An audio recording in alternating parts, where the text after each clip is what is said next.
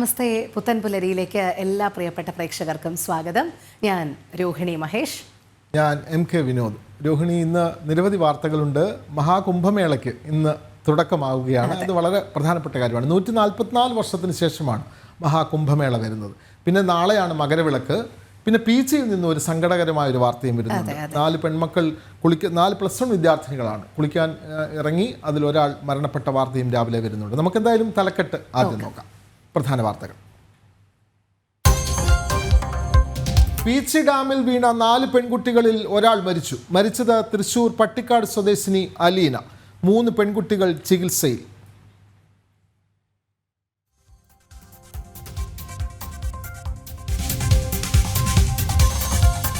പത്തനംതിട്ട കൂട്ടബലാത്സംഗ കേസിൽ അന്വേഷണം ഊർജിതം. അറസ്റ്റിലായവരുടെ എണ്ണം 28ആയി.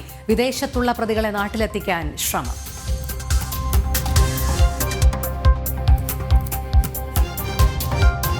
മഹാകുംഭമേളയ്ക്ക് പ്രയാഗ്രാജിൽ ഇന്ന് തുടക്കം. 45 ദിവസം നീണ്ടു നിൽക്കുന്ന തീർത്ഥാടനം. പങ്കെടുക്കുക 40 കോടി തീർത്ഥാടകർ.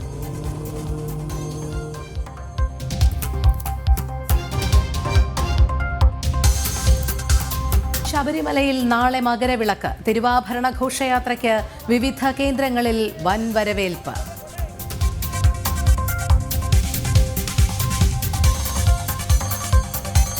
PV അൻവർ ഇന്ന് MLA സ്ഥാനം രാജിവെച്ചേക്കുമെന്ന് സൂചന. സ്പീക്കറെ സന്ദർശിച്ച ശേഷം വാർത്താ സമ്മേളനം രാവിലെ 9:30.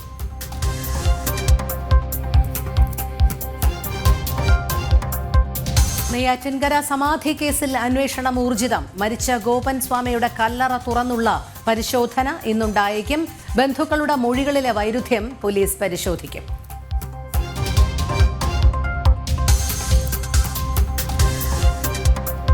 സ്പാനിഷ് സൂപ്പർ കപ്പ് കിരീടം സ്വന്തമാക്കി ബാഴ്സലോണ. ഫൈനലിൽ റയൽ മാഡ്രിഡിനെ തകർത്തത് 2-നെതിരെ 5 ഗോളുകൾക്ക്.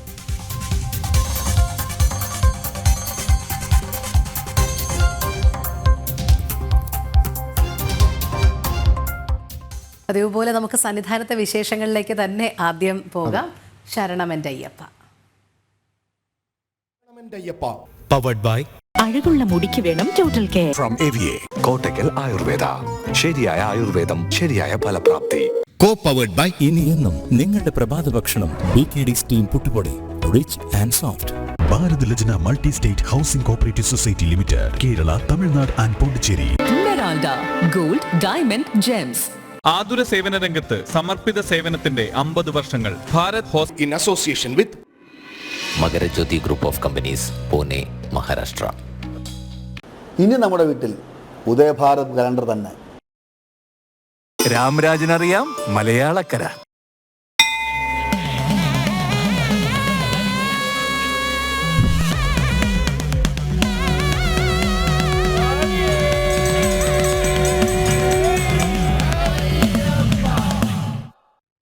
ശബരിമല സന്നിധാനത്ത് ഭക്തജന തിരക്ക് തുടരുന്നു. മകരവിളക്കിന് ഒരുങ്ങി സന്നിധാനം.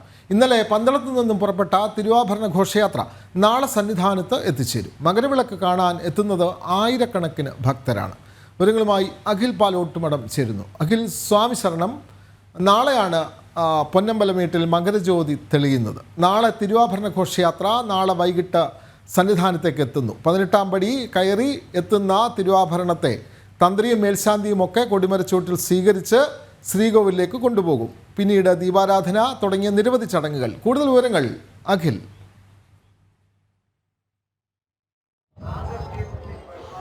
വിനോദ്, രോഹിണി, സ്വാമി ശരണം. ശബരിമല സന്നിധാനമാകട്ടെ ഭക്തിയുടെ പരകോടിയിലേക്ക് കടന്നിരിക്കുകയാണ്. ശബരിമല സന്നിധാനത്തെ സംബന്ധിച്ചിടത്തോളം ഇനി ഉള്ള നിമിഷങ്ങൾ അത് പൊന്നമ്പലമേട്ടിൽ തെളിയുന്ന ആ മകരജ്യോതി കാണുന്നതിലേക്ക് വേണ്ടി ഓരോ അയ്യപ്പ ഭക്തനും കണ്ണ് എണ്ണയൊഴിച്ച് കാത്തിരിക്കുന്ന നിമിഷങ്ങളാണ് ശബരിമല സന്നിധാനത്ത് നമുക്ക് കാണാൻ സാധിക്കുന്നത്. ഇന്നലെ മുതൽ തന്നെ അയ്യപ്പ ഭക്തരൊക്കെ തന്നെ വിവിധ സ്ഥലങ്ങളിലാണ് ഈ താവളങ്ങൾ കെട്ടി കാത്തിരിക്കുന്നത്. രാവിലെ മുതൽ തന്നെ വലിയ തിരക്ക് ശബരിമല സന്നിധാനത്ത് അനുഭവപ്പെടുന്നുണ്ട്. രാവിലെ മുതൽ തന്നെ ഇന്നലെയൊക്കെ നമ്മൾ രാവിലെ കാണിച്ചതാണ് ശബരിമല സന്നിധാനത്തേക്ക് പടി കയറി വരുന്ന 18 പടി കയറി വരുന്ന അയ്യപ്പ ഭക്തരുടെ എണ്ണം വളരെ കുറവായിരുന്നുവെങ്കിൽ ഇന്ന് രാവിലെ മുതൽ വലിയ തിരക്കാണ് ശബരിമല സന്നിധാനത്തേക്ക് എത്തുന്നത്. അവിടെ 18 പടി കയറി എത്തുന്ന അയ്യപ്പ ഭക്തർ അവിടെ നിന്നും ഫ്ലൈ ഓവറിലേക്കും അവിടെ നിന്നും ശ്രീകോവിലേക്കും എത്തുന്ന കാഴ്ച നമുക്ക് കാണാൻ സാധിക്കുന്നുണ്ട്. എന്തായാലും ശബരിമല സന്നിധാനം നേരത്തെ വിനോദ് സൂചിപ്പിച്ചതുപോലെ തന്നെ മകരവിളക്കിന് മുന്നോടിയായിട്ടുള്ള ആ തിരക്കിലേക്ക് പോകുന്ന കാഴ്ച നമുക്ക് കാണാൻ സാധിക്കുന്നുണ്ട്. എന്തായാലും ഇനി മണിക്കൂറുകൾ മാത്രമാണ് ബാക്കിയുള്ളത്. ഒരാണ്ടുകാലത്തെ കാത്തിരിപ്പിനു ശേഷം ആ പൊന്നു ഭഗവാന്റെ ആ മകരജ്യോതി കാണാൻ, ആ മകരപ്രഭ കാണാൻ ഓരോ അയ്യപ്പ ഭക്തരും കാത്തിരിക്കുന്ന നിമിഷങ്ങളാണ് ഇനി ഉള്ളത്. നമുക്ക് ഇപ്പോൾ ദൃശ്യങ്ങളിൽ കാണുന്നത് പോലെ തന്നെ ഭഗവാന്റെ അരികിലേക്ക് എത്തുന്നതിലേക്ക് വേണ്ടിയിട്ടുള്ള കാത്തിരിപ്പോടുകൂടി ഓരോ അയ്യപ്പ ഭക്തരും കടന്നു പോകുന്ന ദൃശ്യങ്ങൾ നമുക്ക് കാണാൻ സാധിക്കുന്നുണ്ട്. അവിടെ ഭഗവാനെ ഒരു നിമിഷം കണ്ടു തൊഴുത് ഭഗവാന്റെ അരികിലേക്ക് എത്തി ആവൽബാന്ധകനായ അയ്യപ്പസ്വാമിയോട് തൻ്റെ ദുഃഖങ്ങളും ദുരിതങ്ങളും കഷ്ടതകളും എല്ലാം തന്നെ അയ്യപ്പസ്വാമിയോട് പറഞ്ഞ് താൻ നിറച്ചു വന്ന ജീവാത്മാവായ ആ നെയ്ത്തേങ്ങ ഭഗവാന് മുമ്പിൽ സമർപ്പിച്ച് അവിടെ നിന്നും ഇനി ഭഗവാന്റെ അരികിലേക്ക് അലിഞ്ഞു ചേരുന്ന നിമിഷങ്ങളിലേക്ക് പോകുന്ന കാഴ്ച നമുക്ക് കാണാൻ സാധിക്കുന്നുണ്ട്. ശബരിമല സന്നിധാനത്ത് ഇന്നലെ ആരംഭിച്ച തിരുവാഭരണ ഘോഷയാത്ര നാളെ വൈകുന്നേരത്തോടു കൂടിയാണ്, അതായത് ഏകദേശം 3 മണിയോടുകൂടിയാണ് പമ്പയിലേക്ക് എത്തിച്ചേരുക. അവിടെ ദേവസ്വം ബോർഡ് പ്രസിഡന്റിന്റെ നേതൃത്വത്തിലാണ് ആ തിരുവാഭരണ ഘോഷയാത്രയെ സ്വീകരിക്കുക. അവിടെ നിന്നും പുറപ്പെടുന്ന തിരുവാഭരണ ഘോഷയാത്ര വൈകുന്നേരത്തോടു കൂടി തന്നെ അത് ശബരിപീഠത്തിലേക്ക് എത്തും. വൈകിട്ട് 6:30 സന്ധ്യാദീപാരാധന, അതായത് തിരുവാഭരണം ചാർത്തിയുള്ള സന്ധ്യാദീപാരാധന. ആ നിമിഷമാണ് അങ്ങകലെ പൊന്നമ്പലമേട്ടിൽ ആ മകരപ്രഭയോടുകൂടി ആ മകരജ്യോതി തെളിയുന്നത്. ആ മകരജ്യോതി കാണുവാനുള്ള ആ അയ്യപ്പന്റെ കാത്തിരിപ്പ്, ഓരോ അയ്യപ്പ ഭക്തന്റെയും കാത്തിരിപ്പ് അവിടെയാണ്. ഈ 18 പടി കയറി വരുന്ന ആ തിരുവാഭരണത്തെ കൊടിമര ചുവട്ടിൽ ദേവസ്വം ബോർഡ് വകുപ്പ് മന്ത്രിയും അതുപോലെ തന്നെ ദേവസ്വം ബോർഡ് പ്രസിഡന്റിന്റെ നേതൃത്വത്തിൽ സ്വീകരിക്കും. അവിടെ നിന്ന് നേരെ ശ്രീകോവിലിനരികിലേക്കാണ് ആ തിരുവാഭരണം എത്തിക്കുക. തിരുവാഭരണം ശ്രീകോവിലിന്റെ സോപാനത്തിൽ ക്ഷേത്രതന്ത്രി കണ്ഠര് രാജീവരും അതുപോലെ തന്നെ ക്ഷേത്ര മേൽശാന്തി അരുൺകുമാർ നമ്പൂതിരിയുടെ നേതൃത്വത്തിൽ ആ തിരുവാഭരണത്തെ സ്വീകരിച്ച ആ തിരുവാഭരണം ശ്രീകോവിലേക്ക് ആനയിക്കുന്നുണ്ടാകും. ശ്രീകോവിലേക്ക് എത്തിച്ച ആ തിരുവാഭരണം അവിടെ ഭഗവാനു ചാർത്തി, അതായത് പന്തളം കൊട്ടാരത്തിൽ നിന്നും കൊടുത്തയക്കുന്ന പന്തളകുമാരനായിട്ടുള്ള അയ്യപ്പസ്വാമിക്ക് ആ തിരുവാഭരണം ചാർത്തിയുള്ള ആ തിരുവാഭരണ വിഭൂഷിതനായിട്ടുള്ള സന്ധ്യാദീപാരാധന ഉണ്ടായിരിക്കും. നാളെ രാവിലെ 8:45 മകരസംക്രാന്തി പൂജ നടക്കുന്നത്. ഇന്നലെ വൈകുന്നേരം മുതൽ തന്നെ മകരസംക്രാന്തി പൂജയോടനുബന്ധിച്ചിട്ടുള്ള ശുദ്ധിക്രിയകളൊക്കെ തന്നെ ശബരിമല സന്നിധാനത്ത് ആരംഭിച്ചിരുന്നു. ഇന്നലെ വൈകുന്നേരം സന്ധ്യാദീപാരാധനയ്ക്കു ശേഷമായിരുന്നു ശുദ്ധിക്രിയകളൊക്കെ തന്നെ ആരംഭിച്ചിരുന്നത്. പ്രാസാദ ശുദ്ധി ഉണ്ടായിരുന്നു. ശ്രീകോവിലിന് മുമ്പിൽ ക്ഷേത്രതന്ത്രിയായിട്ടുള്ള പുതിയ തലമുറക്കാരനായിട്ടുള്ള കണ്ഠര് ബ്രഹ്മദത്തൻ നമ്പൂതിരിയുടെ നേതൃത്വത്തിൽ പ്രാസാദ ശുദ്ധി ഉണ്ടായിരുന്നു. അതിനുശേഷം പ്രാസാദ ശുദ്ധിക്ക് ശേഷം ഉണ്ടായിരുന്ന ഷോഡശ ഹോമം ഉണ്ടായിരുന്നു. അതിനോടൊപ്പം തന്നെ വാസ്തുബലിയും വാസ്തുഹോമവും ഒക്കെ തന്നെ ഇന്നലെ സന്നിധാനത്ത് ആരംഭിച്ചിരുന്നു. ഇന്ന് അതിന്റെ ഭാഗമായി രാവിലെ ധാരയും അഭിഷേകവും കളഭവും ഉണ്ടാകും ഭഗവാന്. അതിനുശേഷം ബിംബശുദ്ധി ഉണ്ടാകും. കാരണം 41 ദിവസത്തെ മണ്ഡലകാലവും അതിനുശേഷമുള്ള ഈ 20 ദിവസത്തെ ഈ മകരവിളക്ക് മഹോത്സവത്തിനും ഇതായിട്ടുള്ള വിവിധങ്ങളായ അഭിഷേകങ്ങളും ഒക്കെ തന്നെ ഉണ്ടായിരുന്നതാണ്. അതുകൊണ്ട് തന്നെ മകരസംക്രാന്തി പൂജയ്ക്ക് മുന്നോടിയായി ഇന്ന് രാവിലെ തന്നെ ബിംബശുദ്ധി ഉണ്ടായിരിക്കുന്നതായും ആ ബിംബശുദ്ധി ക്രിയകൾക്ക് ശേഷമായിരിക്കും മകരസംക്രാന്തി പൂജ ഉണ്ടാവുക. അങ്ങനെ ശബരിമല സന്നിധാനത്തിൽ പൂജാതി കർമ്മങ്ങളൊക്കെ തന്നെ പുരോഗമിക്കുന്നുണ്ട്. അതിനോടൊപ്പം തന്നെ ഭക്തജന തിരക്ക് തുടരുന്നുണ്ട്. ആലങ്ങാട്ടെയും അമ്പലപ്പുഴയും പേട്ടതുള്ളൽ സംഘം അവരെ സന്നിധാനത്തേക്ക് പ്രവേശിക്കാൻ പോകുന്നുണ്ട്. തിരുവാഭരണം സന്നിധാനത്തേക്ക് വരാൻ പോകുന്നുണ്ട്. വലിയ ഭക്തജന തിരക്കോടുകൂടി തന്നെ ഒരാണ്ടുകാലം കാത്തിരുന്ന ആ മകരപ്രഭ കാണാനുള്ള ഓരോ അയ്യപ്പ ഭക്തന്റെയും കാത്തിരിപ്പിന് നിമിഷങ്ങൾ മാത്രമാണ് ഇനി അതിലേക്ക് അടുത്തു നിൽക്കുന്നത്. അങ്ങകലെ ആ പൊന്നമ്പലമേട്ടിലേക്ക് ആ ദിവ്യപ്രഭ ഉയർന്നു വരുമ്പോൾ മുഴങ്ങുന്ന ശരണമന്ത്രങ്ങൾ, അത് ഒരു വർഷക്കാലം കാത്തിരുന്ന ആ ആത്മനിർവൃതിയുടെ, ആത്മാഭിമാനത്തിന്റെ, ആ ആത്മസന്തോഷത്തിന്റെ ഒക്കെ തന്നെ ആ ആ ഒരു പ്രതിഫലനമായിരിക്കുമെന്നുള്ള കാര്യത്തിൽ സംശയമില്ല. കാരണം അന്നദാന പ്രഭുവായ ആപൽബാന്ധകനായ പൊന്നമ്പലവാസനായ ശ്രീശബരീശനായ അയ്യപ്പസ്വാമിയുടെ അരികിൽ വന്നു നിന്ന് ഈ മണ്ണിൽ ചവിട്ടി നിന്ന് ആ ദിവ്യപ്രഭ തൊഴുക എന്ന് പറയുന്നത് ഒരു അയ്യപ്പ ഭക്തനെ സംബന്ധിച്ചിടത്തോളം അത്രയും അധികം അത് ആനന്ദം പകരുന്നതാണ്. തന്റെ കഷ്ടങ്ങളും ദുഃഖങ്ങളും എല്ലാം പറയുമ്പോൾ അയ്യപ്പസ്വാമി തന്നെ കാത്തുരക്ഷിക്കുമെന്ന പ്രതീക്ഷയോടുകൂടി ഓരോ അയ്യപ്പസ്വാമിയും കാത്തിരിക്കുന്ന ആ നിമിഷത്തിലേക്ക് ഇനി നിമിഷങ്ങളോട് കഴിയുമ്പോൾ നമുക്ക് നമ്മളുടെ നയനങ്ങൾ കൊണ്ട് നമ്മളുടെ കണ്ണുകൾ കൊണ്ട് നമുക്ക് കണ്ടു തൊഴുത് സായുജ്യമടയാൻ കഴിയുന്നു എന്നത് തന്നെയാണ് നമുക്ക് ആ പ്രതീക്ഷ നൽകുന്നത്. വിനോദ്, രോഹിണി. അതെ, തീർച്ചയായും അഖിൽ പറഞ്ഞതുപോലെ തന്നെ ആ പുണ്യ ദർശനത്തിനായുള്ള ഒരുക്കങ്ങളും തയ്യാറെടുപ്പുകളും തന്നെയാണ് നടക്കുന്നത്. അഖിൽ, അതോടൊപ്പം നാളെയുള്ള ക്രമീകരണങ്ങൾ കൂടി ഒന്ന് വിലയിരുത്തേണ്ടതുണ്ട്. എവിടെയൊക്കെയാണ് മകരജ്യോതി ദർശനത്തിനായി അനുവദിച്ചിരിക്കുന്ന സ്ഥലങ്ങൾ, എത്ര പേർക്കാണ് ഇതൊക്കെ അനുവദിച്ചിരിക്കുന്നത്, അതുമായി ബന്ധപ്പെട്ട നിയന്ത്രണങ്ങളുമായി ബന്ധപ്പെട്ട വിവരങ്ങൾ കൂടി.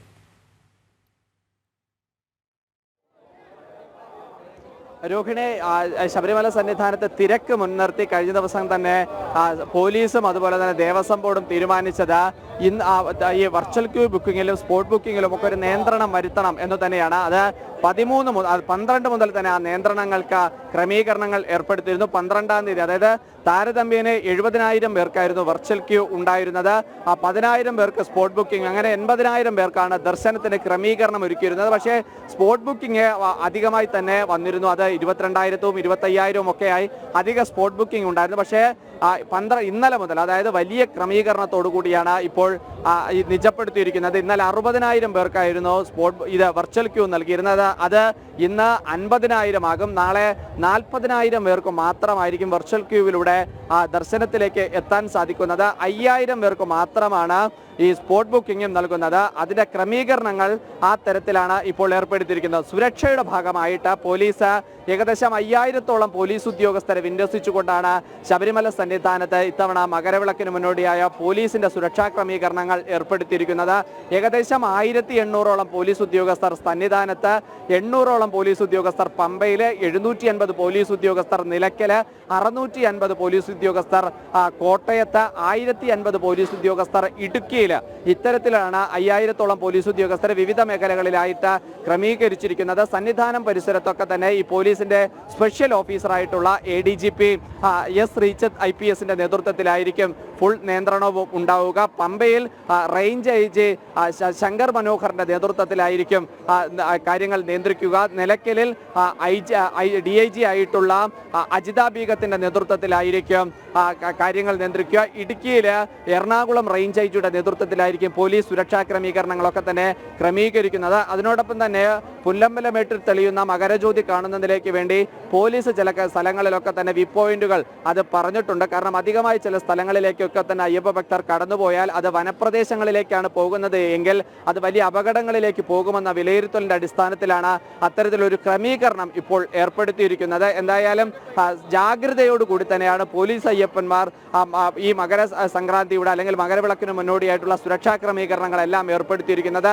അതിൽ IRF ഉണ്ട്, NDRF ഉണ്ട്, RRF ഉണ്ട്, ഇന്ത്യൻ പല വിവിധങ്ങളായിട്ടുള്ള ഉദ്യോഗസ്ഥർ, അതായത് സേനാംഗങ്ങളുടെ നേതൃത്വത്തിൽ ഫയർഫോഴ്സിന്റെയും എക്സൈസിന്റെയും ഒക്കെ തന്നെ വിവിധങ്ങളായ സേനാംഗങ്ങളുടെ നേതൃത്വത്തിലാണ് സുരക്ഷാ ക്രമീകരണങ്ങളെല്ലാം ഏർപ്പെടുത്തിയിരിക്കുന്നത്. അതുപോലെ തന്നെ KSRTC-യുടെ ഭാഗത്തിൽ നിന്നും ഒരു ക്രമീകരണം ഏർപ്പെടുത്തുന്നുണ്ട്. അല്പസമയം മുമ്പാണ് ഒരു മുന്നറിയിപ്പ് കൂടി വന്നിരിക്കുന്നത്. അതായത് പുൽമേട്ടിൽ നാളെ മകരപ്രഭ അതായത് മകരജ്യോതി തൊഴുതതിനു ശേഷം ഒരു അയ്യപ്പ ഭക്തനും തിരികെ ശബരിമല സന്നിധാനത്തേക്ക് വരരുത് എന്നാണ് പറഞ്ഞിരിക്കുന്നത്. അതായത് ഇപ്പോൾ നിലവിൽ സന്നിധാനത്ത് ദർശനം നടത്തിയ അയ്യപ്പ ഭക്തന്മാർ പലരും പാണ്ടിത്താവളത്തിലും അതുപോലെ തന്നെ പുൽമേടിലേക്ക് പോകുന്ന 108 പടിയുടെ മുകളിലും ഒക്കെ തന്നെയായി പല ഭാഗങ്ങളിലും ഇപ്പോൾ തന്നെ വിരിവെച്ച് താമസിക്കുന്നുണ്ട്. അവർ പുൽമേട്ടിലേക്ക് പോകാനുള്ള സാധ്യതയും പോലീസ് വിലയിരുത്തുന്നുണ്ട്. അങ്ങനെ പോകുന്ന അയ്യപ്പ ഭക്തർ പുൽമേട്ടിൽ നിന്ന് തിരിച്ച് വീണ്ടും സന്നിധാനത്തിലേക്ക് വന്നാൽ അത് വീണ്ടും ഒരു ക്രൗഡിലേക്ക് പോകും എന്നുള്ളത് കൊണ്ട് തന്നെ പുൽമേടിൽ നിന്ന് നാളെ സന്നിധാനത്തേക്ക് അയ്യപ്പ ഭക്തർ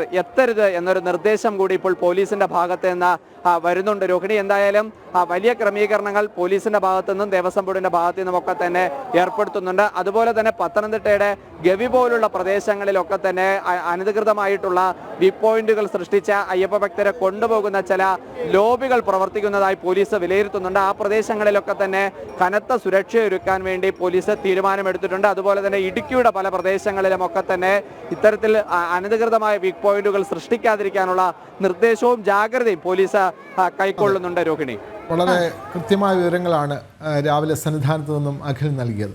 ഇനി തിരുവാഭരണ ഘോഷയാത്ര കടന്നു വരുന്നുണ്ട്. ഇന്നലെയാണ് പന്തളത്ത് നിന്നും ഇന്നലെ ഉച്ചയ്ക്ക് ആരംഭിച്ച തിരുവാഭരണ ഘോഷയാത്ര വിവിധ ക്ഷേത്രങ്ങളും വിവിധ കാനനപാതകളും ഒക്കെ താണ്ടി ഇങ്ങനെ വന്നുകൊണ്ടിരിക്കുകയാണ്. രാത്രിയും ഈ തിരുവാഭരണ ഘോഷയാത്ര പുലർച്ചെ 2 മണിക്കും ഘോഷയാത്ര സഞ്ചരിക്കുന്നുണ്ട്. അത് ഇന്ന് രാവിലെ മറ്റ് ചില കേന്ദ്രങ്ങളിൽ വിശ്രമിച്ച് ആഹാരമൊക്കെ കഴിച്ച് അങ്ങനെ കാനനപാത വഴി വിവിധ ക്ഷേത്രങ്ങൾ വഴിയാണ് പോകുന്നത്. നമുക്ക് മിഥുൻ മുരളി കൂടി ചേരുകയാണ്.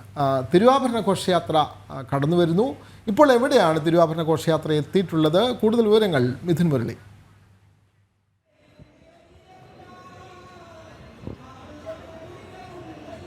വിനോദ, വടശ്ശേരിക്കര പുതിയകാവ് ദേവീക്ഷേത്രത്തിലേക്ക് തിരുവാഭരണ ഘോഷയാത്ര എത്തിച്ചേരുകയാണ്. ശരണപാതകളിലെല്ലാം ഭക്തജനങ്ങളുടെ വലിയ സാന്നിധ്യമാണുള്ളത്. വലിയ സ്വീകരണങ്ങളോട് കൂടിയാണ് ഭക്തജനങ്ങൾ വിവിധ ഭാഗങ്ങളിലെല്ലാം ഘോഷയാത്രയെ സ്വീകരിക്കുന്നത്. കർപ്പൂരാഴിയും മറ്റ് ചടങ്ങുകളുമൊക്കെ ആയിട്ട് ആരതി ഒഴിഞ്ഞുമൊക്കെയാണ് ഭക്തജനങ്ങൾ മണിക്കൂറോളം കാത്തു നിന്നുകൊണ്ട് സ്വീകരണം ഒരുക്കിക്കൊണ്ട് ഘോഷയാത്രയെ വരവേൽക്കുന്നത്. വടശ്ശേരിക്കര ചെറിയകാവ് ദേവീക്ഷേത്ര സന്നിധിയിലേക്കാണ് ഘോഷയാത്ര എത്തിച്ചേർന്നുകൊണ്ടിരിക്കുന്നത്. ഇപ്പോൾ ദൃശ്യങ്ങളിൽ കാണുന്നത് തിരുവാഭരണ പാതയാണ്. ആ പാതയിൽ നിന്നും വടശ്ശേരിക്കര ദേവീക്ഷേത്രത്തിലേക്ക് ഘോഷയാത്ര എത്തിച്ചേർന്നുകൊണ്ടിരിക്കുന്നു, വന്നുകൊണ്ടിരിക്കുന്നു. ഈ ഭാഗങ്ങളിലെല്ലാം വലിയ ഭക്തജന തിരക്കുണ്ട്. ഓരോ കേന്ദ്രങ്ങളിൽ നിന്നും സ്വീകരണം ഒരുക്കുന്ന ഓരോ കേന്ദ്രങ്ങളിൽ നിന്നും അടുത്ത കേന്ദ്രങ്ങളിലേക്ക് തിരുവാഭരണ ഘോഷയാത്രയെ അനുഗമിക്കുന്ന ആളുകളുടെ ഭക്തജനങ്ങളുടെ വലിയ ബാഹുല്യമുണ്ട്. ഒപ്പം തന്നെ ശബരിമല തീർത്ഥാടകർ ഘോഷയാത്രയെ പന്തളം മുതൽ പമ്പ വരെ സന്നിധാനം വരെ അനുഗമിച്ചുകൊണ്ട് ഒപ്പമുണ്ട്. അങ്ങനെ വലിയ തിരക്കുള്ള ഭക്തജനങ്ങളുടെ സാന്നിധ്യത്തിൽ വലിയ സ്വീകരണങ്ങളൊക്കെ ഏറ്റുവാങ്ങി ഓരോ മേഖലകളിലും ഭക്തജനങ്ങൾ അത് ഭവനങ്ങളുടെ മുന്നിലും ഒപ്പം വിവിധ ക്ഷേത്രങ്ങൾ, വിവിധ സംഘടനകൾ, ഹൈന്ദവ സംഘടനകളൊക്കെ ഒരുക്കുന്ന സ്വീകരണങ്ങൾ ഏറ്റുവാങ്ങിക്കൊണ്ടാണ് ഘോഷയാത്ര എത്തിച്ചേർന്നുകൊണ്ടിരിക്കുന്നത്. ഇന്ന് പുലർച്ചെ 3 മണിക്ക് അയിരൂർ പുതിയകാവ് ദേവീക്ഷേത്രത്തിൽ നിന്നാണ് ഘോഷയാത്രയുടെ 2ാം ദിവസത്തെ പ്രയാണം ആരംഭിച്ചത്. ഇന്നലെ രാത്രി ഘോഷയാത്ര തങ്ങിയത് അയിരൂർ പുതിയകാവ് ദേവീക്ഷേത്രത്തിലായിരുന്നു. ഇന്നലെ രാത്രിയോടുകൂടി ഇവിടെ എത്തിച്ചേർന്ന ഘോഷയാത്രയ്ക്ക് അവിടെ രാത്രി വിശ്രമം. തുടർന്ന് പുലർച്ചെ 3 മണിക്ക് ഘോഷയാത്ര അവിടെ നിന്നും പുറപ്പെട്ടു. തുടർന്ന് മറ്റ് ക്ഷേത്രങ്ങൾ മുക്കന്നൂർ ക്ഷേത്രം, ഇടപ്പാവൂർ, പേരുച്ചാലൽ തുടങ്ങിയ ഭാഗങ്ങളിലൂടെയെല്ലാം സഞ്ചരിച്ച് ഇപ്പോൾ എത്തിച്ചേരുന്നത് വടശ്ശേരിക്കര ചെറിയകാവ് ദേവീക്ഷേത്രത്തിൽ. ഇവിടെ ഘോഷയാത്രയ്ക്ക് കൂടുതൽ സമയം ഉണ്ട്. തിരുവാഭരണ പേടകം തുറന്നു വെച്ചുകൊണ്ട് ഭക്തജനങ്ങൾക്ക് തിരുവാഭരണം ദർശിക്കുന്നതിനുള്ള അനുവാദമുള്ള സ്ഥലമാണ് ഇവിടെ. 11 ഇടങ്ങളിലാണ് ഇങ്ങനെ ഘോഷയാത്ര തിരുവാഭരണ പേടകത്തിൽ നിന്നും പുറത്ത് വെച്ചുകൊണ്ട് ഭക്തജനങ്ങൾക്ക് തിരുവാഭരണം ദർശിക്കുന്നതിനുള്ള സൗകര്യം ഉള്ളത്.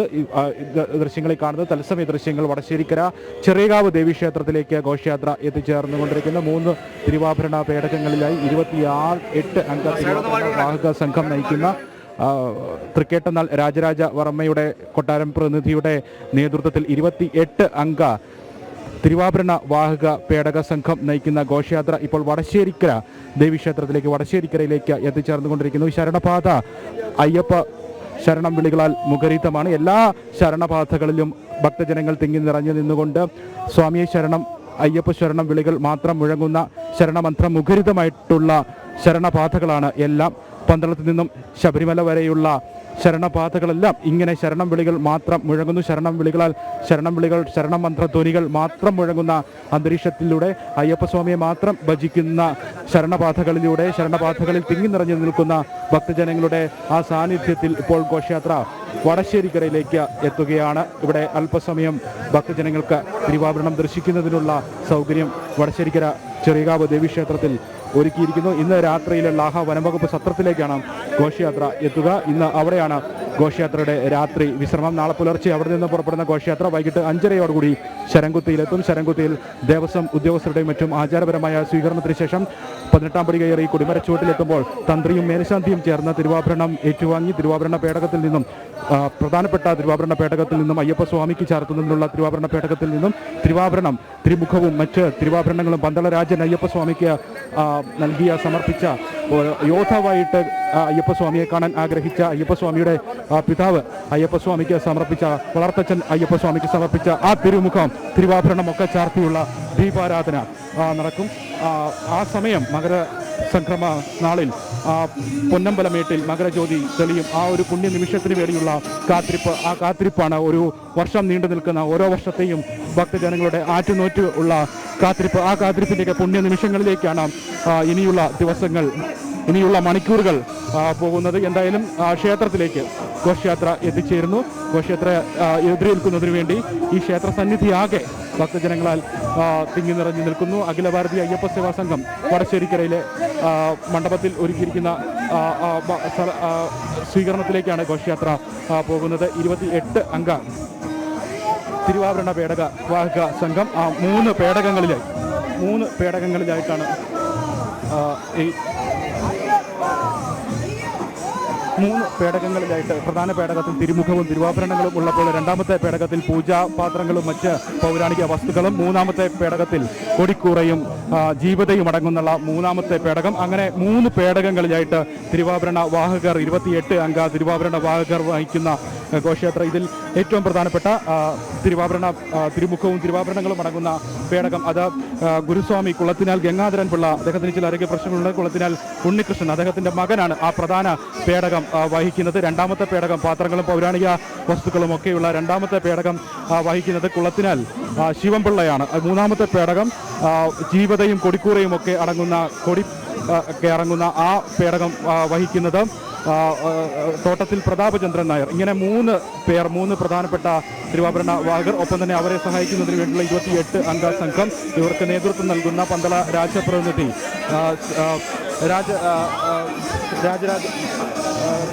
രാജരാജവർമ്മ. അങ്ങനെ 28 അംഗ തിരുവാഭരണ വാഹക സംഘത്തിൻ്റെയും ഒക്കെ നേതൃത്വത്തിലുള്ള രാജരാജവർമ്മയുടെ കൊട്ടാരം പ്രതിനിധിയുടെയും ഒക്കെ നേതൃത്വത്തിലുള്ള തിരുവാഭരണ ഘോഷയാത്ര വിവിധ ഇടങ്ങളിലെ സ്വീകരണങ്ങൾ ഏറ്റുവാങ്ങി ഇപ്പോൾ മുന്നോട്ട് പ്രയാണം നീങ്ങുകയാണ്. ഇവിടെ ഈ തിരുവാഭരണം ദർശിക്കുക എന്നുള്ളത് അയ്യപ്പ ഭക്തരെ സംബന്ധിച്ച് ഏറ്റവും പ്രധാനപ്പെട്ട, പുണ്യകരമായിട്ടുള്ള, ഏറ്റവും ആറ്റുനോറ്റിരിക്കുന്ന ഒരു കാര്യം തന്നെയാണ്. അതുകൊണ്ട് തന്നെ ഈ ക്ഷേത്രങ്ങളിലെല്ലാം ഇന്നലെ പന്തളത്ത് നിന്ന് പുറപ്പെട്ട് വിവിധ ക്ഷേത്രങ്ങളിലൂടെ സഞ്ചരിച്ച് വിവിധ ഇടങ്ങളിലെ സ്വീകരണങ്ങൾ ഏറ്റുവാങ്ങി ഘോഷയാത്ര മുന്നോട്ട് പ്രയാണം തുടരുമ്പോഴെല്ലാം എല്ലായിടത്തും വലിയ ഭക്തജനത്തിരക്ക്. ഒപ്പം കഴിഞ്ഞ മുൻ വർഷങ്ങളെക്കാളൊക്കെ കൂടുതലായിട്ട് ഈ തിരുവാഭരണ ഘോഷയാത്രയെ അനുഗമിക്കുന്ന ഭക്തജനങ്ങളുടെയും എണ്ണത്തിലും വർധനവുണ്ട്.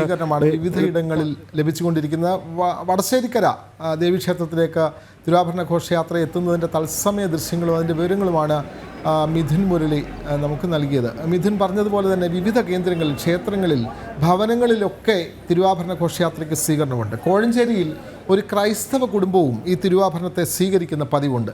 പണ്ട് തിരുവാഭരണം ഇങ്ങനെ പോകുന്ന സമയത്ത് അധികം വീടുകളൊന്നുമില്ലല്ലോ. തിരുവാഭരണം കൊണ്ടുപോകുന്ന സമയത്ത് ദാഹജലം കുടിക്കാനായി തിരുവാഭരണം വഹിച്ചുകൊണ്ടുള്ള ആളുകൾ ആ വീട്ടിൽ ദാഹജലം ചോദിച്ച് അവിടെ നിന്ന് വെള്ളം കുടിച്ചിരുന്നു പണ്ട്. അത് പിന്നീട് ആചാരമായി. എല്ലാ വർഷവും അതുവഴി പോകുമ്പോൾ ആ ക്രൈസ്തവ ഭവനം ഇന്നും അവർക്ക് വെള്ളം കൊടുത്ത് സ്വീകരിക്കുന്ന ഒരു പതിവുണ്ട്. അങ്ങനെ വിവിധ ആചാരങ്ങളും വിവിധ അനുഷ്ഠാനങ്ങളും ഒക്കെ ചേർന്നതാണ് ഈ തിരുവാഭരണ ഘോഷയാത്ര. അത് ജാതിമത ഭേദമന്യേ ആ നാട് മുഴുവൻ സ്വീകരിച്ച് ആനയിച്ചാണ് സന്നിധാനത്തേക്ക് കൊണ്ടുപോകുന്നത്. വടശ്ശേരിക്കരയിൽ ഇന്ന് എത്തിയിരിക്കുകയാണ്. ഇന്ന് ലാഹയിലാണ് വിശ്രമം. നാളെ അവിടെ നിന്ന് പിന്നീട് യാത്ര തിരിക്കും. വൈകിട്ട് സന്നിധാനത്തെത്തും. വിവരങ്ങൾ നൽകുകയായിരുന്നു മിഥുൻ മുരളി.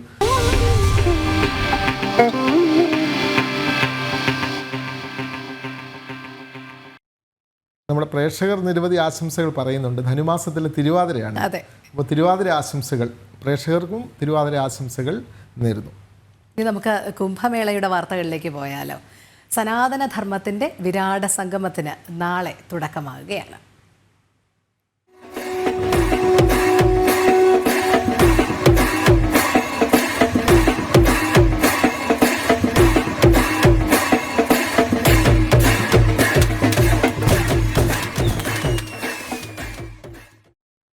ഉത്തർപ്രദേശിലെ പ്രയാഗ്രാജിൽ മഹാകുംഭമേളയ്ക്ക് തുടക്കമായി. രാവിലെ മുതൽ ഭക്തസഹസ്രങ്ങളാണ് ത്രിവേണി സംഗമ ഭൂമിയിലേക്ക് എത്തുന്നത്. ഇന്നു മുതൽ 45 ദിവസം നീണ്ടു നിൽക്കുന്ന തീർത്ഥാടന കാലയളവിൽ 45 കോടി ഭക്തർ കുംഭമേള നഗരിയിലേക്ക് എത്തുമെന്നാണ് കണക്കുകൾ.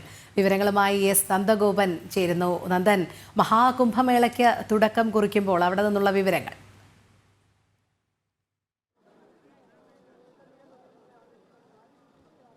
രോഹിണി, ഹൈന്ദവ പുരാണങ്ങളും മറ്റും പ്രതിപാദിക്കുന്ന വലിയ ആഘോഷം അല്ലെങ്കിൽ വലിയ ആചാരമായ ചടങ്ങാണ് മഹാകുംഭമേള. ആ കുംഭമേളയെ പറ്റി കേട്ടറിവ് മാത്രമായിരുന്നു ഉണ്ടായിരുന്നത്. എന്നാൽ ഈ ത്രിവേണി സംഗമ ഭൂമിയിൽ, ഈ ഭൂമിയിലേക്ക് സ്പർശിച്ചിവിടെ നിൽക്കുമ്പോൾ അറിയാൻ കഴിയുന്നത് അതിൻ്റെ ഒരു വിരാട ഭാവമാണ്. ആ അനുഭൂതി മറ്റൊന്നാണ്.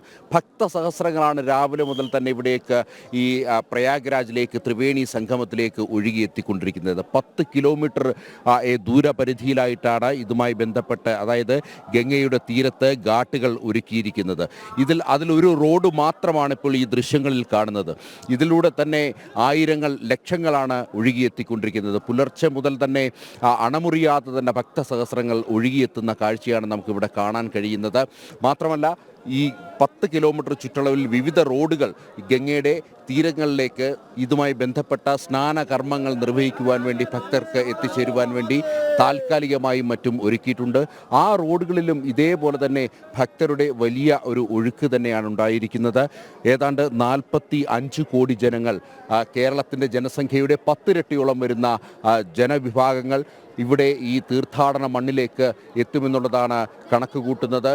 കഴിഞ്ഞ കുംഭമേളകളിലൊക്കെ തന്നെ വലിയ ഭക്തജന തിരക്കായിരുന്നു. എന്നാൽ ഇത്തവണ നടക്കുന്ന കുംഭമേളയ്ക്ക് വലിയ പ്രത്യേകതയുണ്ട്. മഹാകുംഭമേളയാണ്.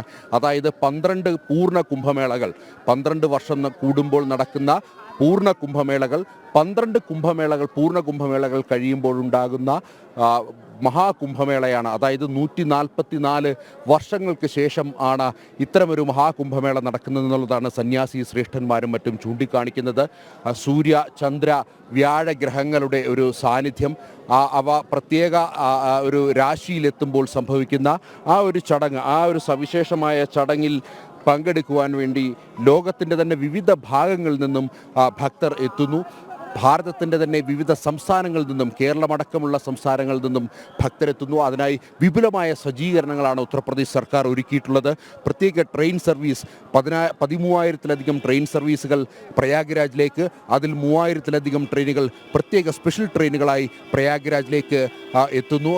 അതിൽ ഭക്തർ കവിഞ്ഞെത്തുന്ന കാഴ്ചകളാണ് പ്രയാഗ്രാജിൽ കാണാൻ കഴിയുന്നത്. കേരളത്തിൽ നിന്നുമടക്കം തന്നെ പ്രത്യേക ട്രെയിനുകളുണ്ട്. മാത്രമല്ല ഇവിടേക്ക് ഭക്തരെ എത്തിക്കുവാൻ വേണ്ടി പ്രത്യേക ബസ് സർവീസുകളടക്കം സജ്ജീകരിച്ചിരിക്കുന്നു. ഇങ്ങനെ എത്തുന്ന കോടാനുകോടി ഭക്തർക്ക് അവർക്ക് വേണ്ട എല്ലാ സൗകര്യങ്ങളും മുൻകൂട്ടി തന്നെ തയ്യാറാക്കിയിരിക്കുന്നു. പരമാവധി ഭക്തർക്ക് ഇവിടേക്ക് എത്തി തീർത്ഥാടന കർമ്മം, ഈ കുംഭമേളയുടെ, മഹാകുംഭമേളയുടെ തീർത്ഥാടനത്തിൻ്റെ പ്രധാന ഭാഗം എന്നുള്ളത് സ്നാനമാണ്. ത്രിവേണി സംഗമത്തിൽ, അതായത് ഗംഗ, യമുന, സരസ്വതി സംഗമത്തിൽ അവിടെ സ്നാനം ചെയ്യുക എന്നുള്ളത് തന്നെയാണ് ഇതുമായി ബന്ധപ്പെട്ട പ്രധാന ചടങ്ങ്. ആ സ്നാന കർമ്മങ്ങൾക്കാണ് ഭക്തർ പ്രാധാന്യം നൽകുന്നത്. ആ സ്നാനകർമ്മത്തിലൂടെ ജീവൻ മുക്തി ലഭിക്കുമെന്നുള്ള ഒരു സങ്കല്പം സഹസ്ര കോടി ജനങ്ങൾ ഏറ്റെടുത്തുകൊണ്ട് ഈ തീർത്ഥാടന മണ്ണിലേക്ക്, ത്രിവേണി സംഗമത്തിലേക്ക് ഒഴുകിയെത്തുകയാണ്. അതെ, ആയിരക്കണക്കിന് ഭക്തരാണ് ത്രിവേണി സംഗമം, അതായത് കുംഭമേളയ്ക്കായി അങ്ങോട്ടേക്ക് സംഗമിക്കുന്നത്. തത്സമയ വിവരങ്ങളാണ് നൽകിയത്. ഇനിയുള്ള 45 ദിനങ്ങൾ മഹാകുംഭമേളയുടെ ദിനങ്ങളാണ്. അത് മാത്രമല്ല, ഒഴുകിയെത്തുന്ന ഭക്തരുടെ കണക്ക് അതിശയിപ്പിക്കുന്നതാണ്. 45 കോടിക്ക് മുകളിലാണ് ഈ ത്രിവേണി സംഗമത്തിനായി വന്ന് പോകുന്നത് എന്നുള്ളത്. എന്തായാലും ആ മഹാകുംഭമേളയ്ക്ക്, മഹാശിവരാത്രി നാളിൽ വരെ അത് നീണ്ടു നിൽക്കും. 45 ദിവസം നീണ്ടു നിൽക്കും.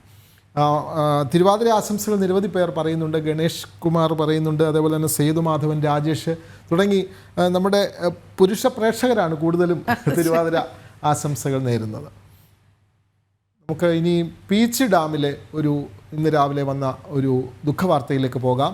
പീച്ചി ഡാം റിസർവോയറിൽ വീണ 4 പെൺകുട്ടികളിൽ ഒരാൾ മരിച്ചു. മരിച്ചത് തൃശ്ശൂർ പട്ടിക്കാട് സ്വദേശിനി അലീനയാണ്. തൃശ്ശൂർ സെൻറ്റ് ക്ലേഴ്സ് സ്കൂളിലെ +1 വിദ്യാർത്ഥിനിയാണ്. ബാക്കി 3 പേരും ചികിത്സയിലാണ്. വിവരങ്ങളുമായി ആനന്ദ് ചേരുന്നു. ആനന്ദ്, എപ്പോഴായിരുന്നു ഈ അപകടം? ഈ കുട്ടികൾ ഒന്നിച്ച് യാത്ര പോയതാണോ? കൂടുതൽ വിവരങ്ങൾ. വിനോദ്, ഇന്ന് രാവിലെ പുലർച്ചെ ഏതാണ്ട് 12 കൂടിയാണ് അതിൽ ഒരു കുട്ടി മരണപ്പെടുന്നത്. പട്ടിക്കാട് സ്വദേശി 16 വയസ്സുള്ള അലീനയാണ് മരിച്ചത്. ഈ തൃശ്ശൂർ ജൂബിലി മിഷൻ ആശുപത്രിയിൽ ചികിത്സയിലിരിക്കുകയായിരുന്നു മരണം. ഈ വെള്ളത്തിൽ വീണ് പരിക്കേറ്റിട്ടുള്ള മറ്റ് 3 കുട്ടികളുടെയും നില ഗുരുതരമായി തന്നെ തുടരുകയാണ്. തൃശ്ശൂർ മെഡിക്കൽ കോളേജിൽ നിന്ന് വിദഗ്ധ ഡോക്ടർമാരെ കൂടി ഉൾപ്പെടുത്തി പ്രത്യേക സംഘം രൂപീകരിച്ചാണ് കുട്ടികളുടെ ചികിത്സ തുടരുന്നത്. പട്ടിക്കാട് സ്വദേശികളായ 16 വയസ്സുകാരായ ആൻഗ്രേസ്, ഐറിൻ, പീച്ചി സ്വദേശി 12 വയസ്സുള്ള നിമ എന്നിവരാണ് ചികിത്സയിൽ തുടരുന്നത്. ഇന്നലെ ഉച്ചയ്ക്ക് ശേഷമായിരുന്നു അപകടം. പീച്ചി ഡാമിന് സഹോദരൻ കാൽ വഴുതി വീണയാളെ രക്ഷിക്കാൻ ശ്രമിച്ചതോടെയാണ് 4 പേരും വെള്ളത്തിൽ മുങ്ങിത്താന്നത്. അപകടത്തിൽപ്പെട്ട പീച്ചി സ്വദേശി നിമയുടെ സഹോദരി ഹിമയുടെ സുഹൃത്തുക്കളാണ് ഈ ആംഗ്രേസും ഐറിനും അലീനയും. ഇന്നലെ മൂവരും പീച്ചി പള്ളിയിലെ പെരുന്നാൾ കൂടുതലാണ് പീച്ചിയുടെ സുഹൃത്തിന്റെ വീട്ടിലേക്ക് എത്തിയത്. പീച്ചി ഡാമിലാണ് അപകടമുണ്ടായത്. 4 പെൺകുട്ടികൾ അപകടത്തിൽപ്പെട്ടു. അതിൽ ഒരാൾ ചികിത്സയിലിരിക്കെ മരിച്ചു. വിവരങ്ങൾ നൽകുകയായിരുന്നു ആനന്ദ്. പത്തനംതിട്ട കൂട്ടപീഡന കേസിൽ എഫ്ഐആറുകളുടെ എണ്ണം 29ആയി. കൂടുതൽ സ്റ്റേഷനുകളിൽ കേസ് രജിസ്റ്റർ ചെയ്തു. അതേസമയം സംസ്ഥാന പോലീസ് മേധാവി ദേശീയ വനിതാ കമ്മീഷന് റിപ്പോർട്ട് സമർപ്പിക്കേണ്ടത് നാളെയാണ്. 3 ദിവസത്തിനുള്ളിൽ റിപ്പോർട്ട് സമർപ്പിക്കാൻ ദേശീയ വനിതാ കമ്മീഷൻ സംസ്ഥാന പോലീസ് മേധാവിയെ അറിയിച്ചിരുന്നു. കേസിന്റെ പോലീസിന്റെ ഭാഗത്തു നിന്നും വീഴ്ച ഉണ്ടാകരുതെന്നും ദേശീയ വനിതാ കമ്മീഷൻ പറയുന്നു. പത്തനംതിട്ടയിൽ നിന്ന് മിഥുൻ മുരളിയും തിരുവനന്തപുരത്ത് നിന്ന് പ്രശാന്ത് ശങ്കരമംഗലത്തും ചേരുന്നു. ആദ്യം നമുക്ക് മിഥുൻ മുരളിയിലേക്ക് പോകാം. മിഥുൻ, വലിയ രീതിയിൽ ഞെട്ടിപ്പിക്കുന്ന ഒരു വാർത്തയായിരുന്നു ഈ പത്തനംതിട്ട കൂട്ടപീഡന കേസ് എന്ന് പറയുന്നത്. ഇപ്പോൾ 29 എഫ്ഐആറുകൾ വിവിധ പോലീസ് സ്റ്റേഷനുകളിലായി രജിസ്റ്റർ ചെയ്തിരിക്കുകയാണ്. 60ഓളം പേരുടെ പേരുകളാണ് കുട്ടി ആദ്യഘട്ടത്തിൽ വെളിപ്പെടുത്തിയത് പോലും. എന്തായാലും ഈ അന്വേഷണം ഇനി ഊർജിതമായി നടക്കേണ്ടതുണ്ട്. അതോടൊപ്പം വനിതാ കമ്മീഷനും ഈ വിഷയത്തിൽ കൃത്യമായ ഇടപെടൽ നടത്തുന്നുണ്ട്. എങ്ങനെയാണ് ഇപ്പോൾ നിലവിൽ കാര്യങ്ങൾ പുരോഗമിക്കുന്നത്? പ്രധാനമായിട്ട് ഇപ്പോൾ ശ്രദ്ധിച്ചുകൊണ്ടിരിക്കുന്ന കേസാണ്.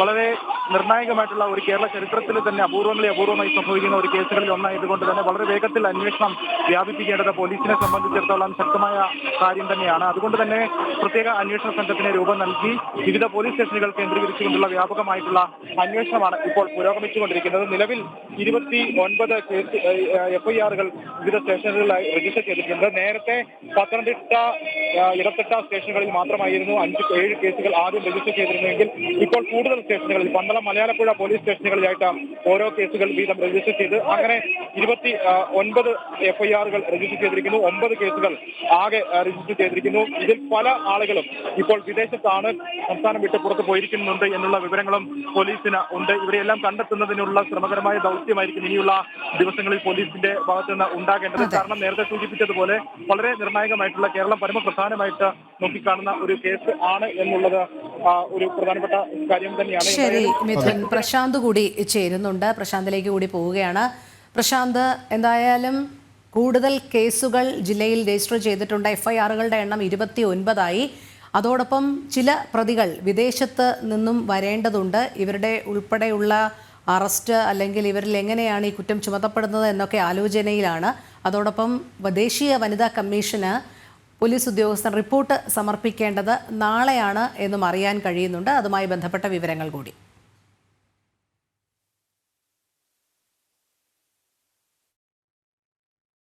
പെൺകുട്ടി കൂട്ടപീഡനത്തിനിരയായ സംഭവത്തിൽ ദേശീയ വനിതാ കമ്മീഷൻ സ്വമേധയാ കേസ്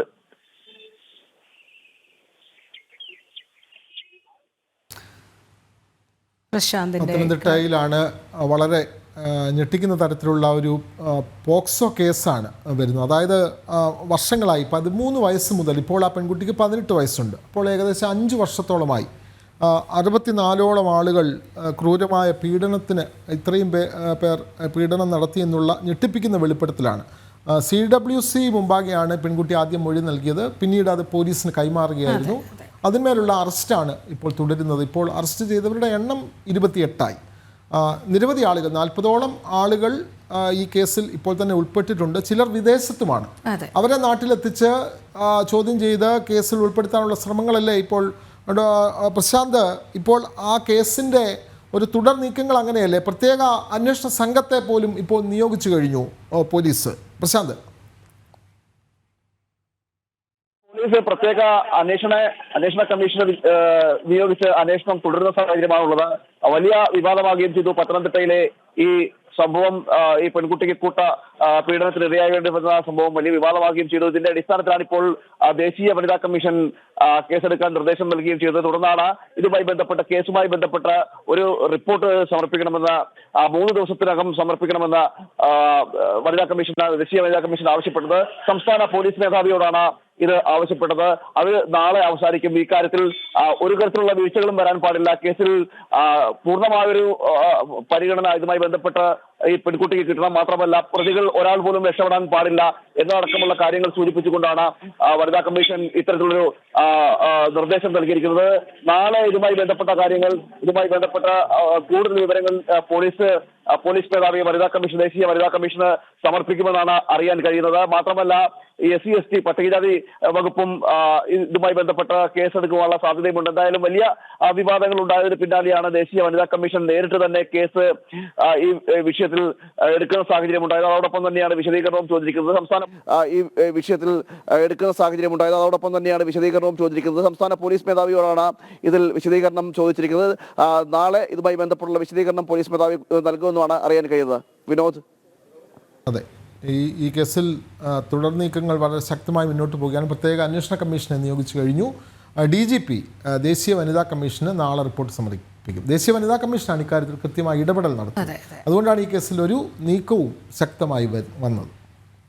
ഇനി മറ്റൊരു വാർത്തയിലേക്ക് പോകേണ്ടതുണ്ട് വിനോദ്. PV അൻവറുമായി ബന്ധപ്പെട്ട വാർത്തയാണ്. PV അൻവർ ഇന്ന് MLA സ്ഥാനം രാജിവെച്ചേക്കുമെന്നുള്ള സൂചനകൾ വരുന്നുണ്ട്. രാവിലെ 9:30 തിരുവനന്തപുരത്ത് വാർത്താ സമ്മേളനത്തിൽ രാജി പ്രഖ്യാപിച്ചേക്കും. അതിനു മുൻപ് സ്പീക്കറുമായി കൂടിക്കാഴ്ച നടത്തും എന്നാണ് വിവരം. കൂടുതൽ വിവരങ്ങളുമായി വിനീഷ് ചേരുന്നുണ്ട്. വിനീഷ്, സാങ്കേതികമായി മറ്റൊരു പാർട്ടിയിലേക്ക് പോകുമ്പോൾ ഉണ്ടാകുന്ന പ്രശ്നങ്ങൾ, MLA സ്ഥാനം രാജിവെക്കണമോ എന്നൊക്കെയുള്ളത് കഴിഞ്ഞ കുറേ നാളുകളായ ഒരു ചർച്ചാ വിഷയം തന്നെയായിരുന്നു. എന്തായാലും ഇന്ന് അതിലൊരു തീരുമാനം ഉണ്ടാകുമെന്നാണ് അറിയാൻ കഴിയുന്നത്. PV അൻവർ ഇന്ന് MLA സ്ഥാനം രാജിവെക്കും എന്നാണോ ഏറ്റവും ഒടുവിലായി അറിയാൻ കഴിയുന്നത്?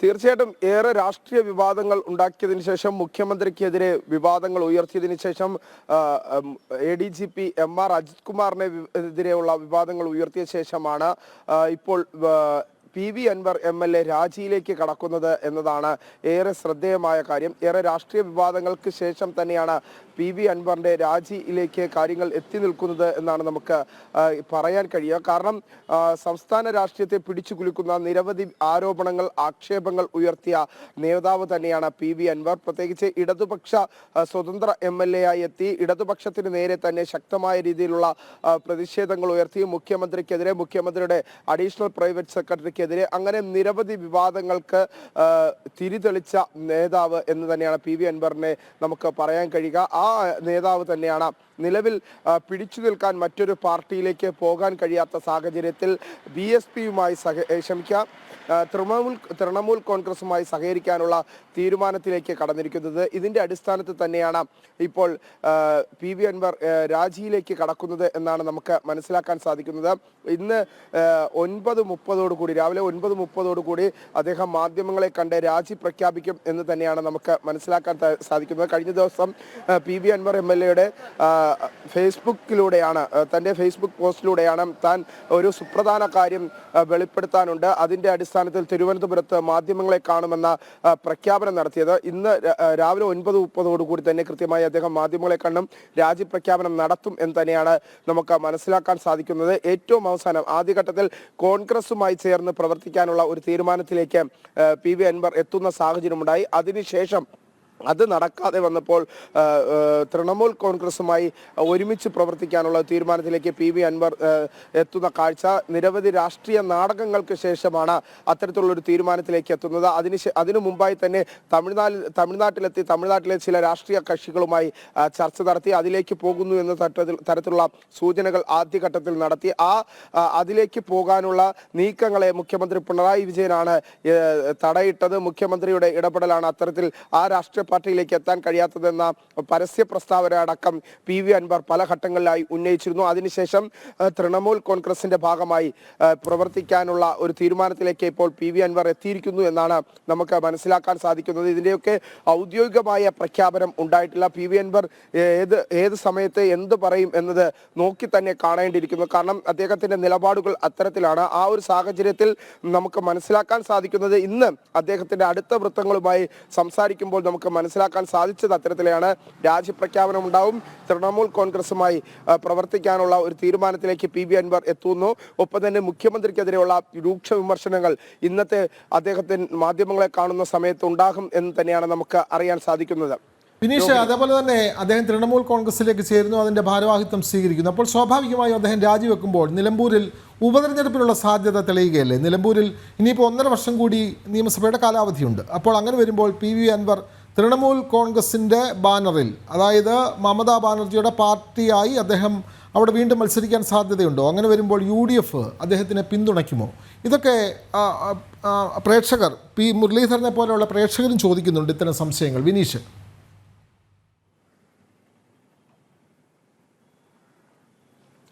തീർച്ചയായിട്ടും നിലവിലെ സാഹചര്യത്തിൽ അദ്ദേഹം രാജിവെക്കുകയാണെങ്കിൽ അടുത്ത ഒരു ഉപതെരഞ്ഞെടുപ്പിലേക്ക് എത്താനുള്ള സാഹചര്യങ്ങൾ നിലനിൽക്കുന്നു. ആ ഘട്ടത്തിൽ ഏത് പാർട്ടിയിൽ നിന്നായിരിക്കും അദ്ദേഹം മത്സരിക്കുക എന്നത് തന്നെ നോക്കി കാണേണ്ടിയിരിക്കുന്നു. കാരണം ആദ്യഘട്ടം ഞാൻ നേരത്തെ സൂചിപ്പിച്ചതുപോലെ തന്നെ പല ഘട്ടങ്ങളിൽ തമിഴ്നാട്ടിലെ ചില നിരവധി രാഷ്ട്രീയ പാർട്ടികൾ നേതാക്കളുമായി അദ്ദേഹം ചർച്ച നടത്തുന്നു. തമിഴ്നാട്ടിൽ അദ്ദേഹത്തിന് രാഷ്ട്രീയ പാർട്ടികളിൽ ഇടം ലഭിക്കാത്ത സാഹചര്യം വന്നപ്പോഴാണ് വീണ്ടും കോൺഗ്രസുമായി ചർച്ച നടത്തുന്ന സാഹചര്യമുണ്ടായി. അതിനുശേഷം വീണ്ടും നിലവിൽ പശ്ചിമ ബംഗാളിൽ പോയി തൃണമൂൽ കോൺഗ്രസുമായി ചർച്ച നടത്തി. ഒടുവിൽ തൃണമൂൽ കോൺഗ്രസിന്റെ ഭാഗമായി പ്രവർത്തിക്കാനുള്ള തീരുമാനത്തിലേക്ക് ഇപ്പോൾ എത്തി നിൽക്കുന്നു എന്നാണ് നമുക്ക് മനസ്സിലാക്കാൻ സാധിക്കുന്നത്.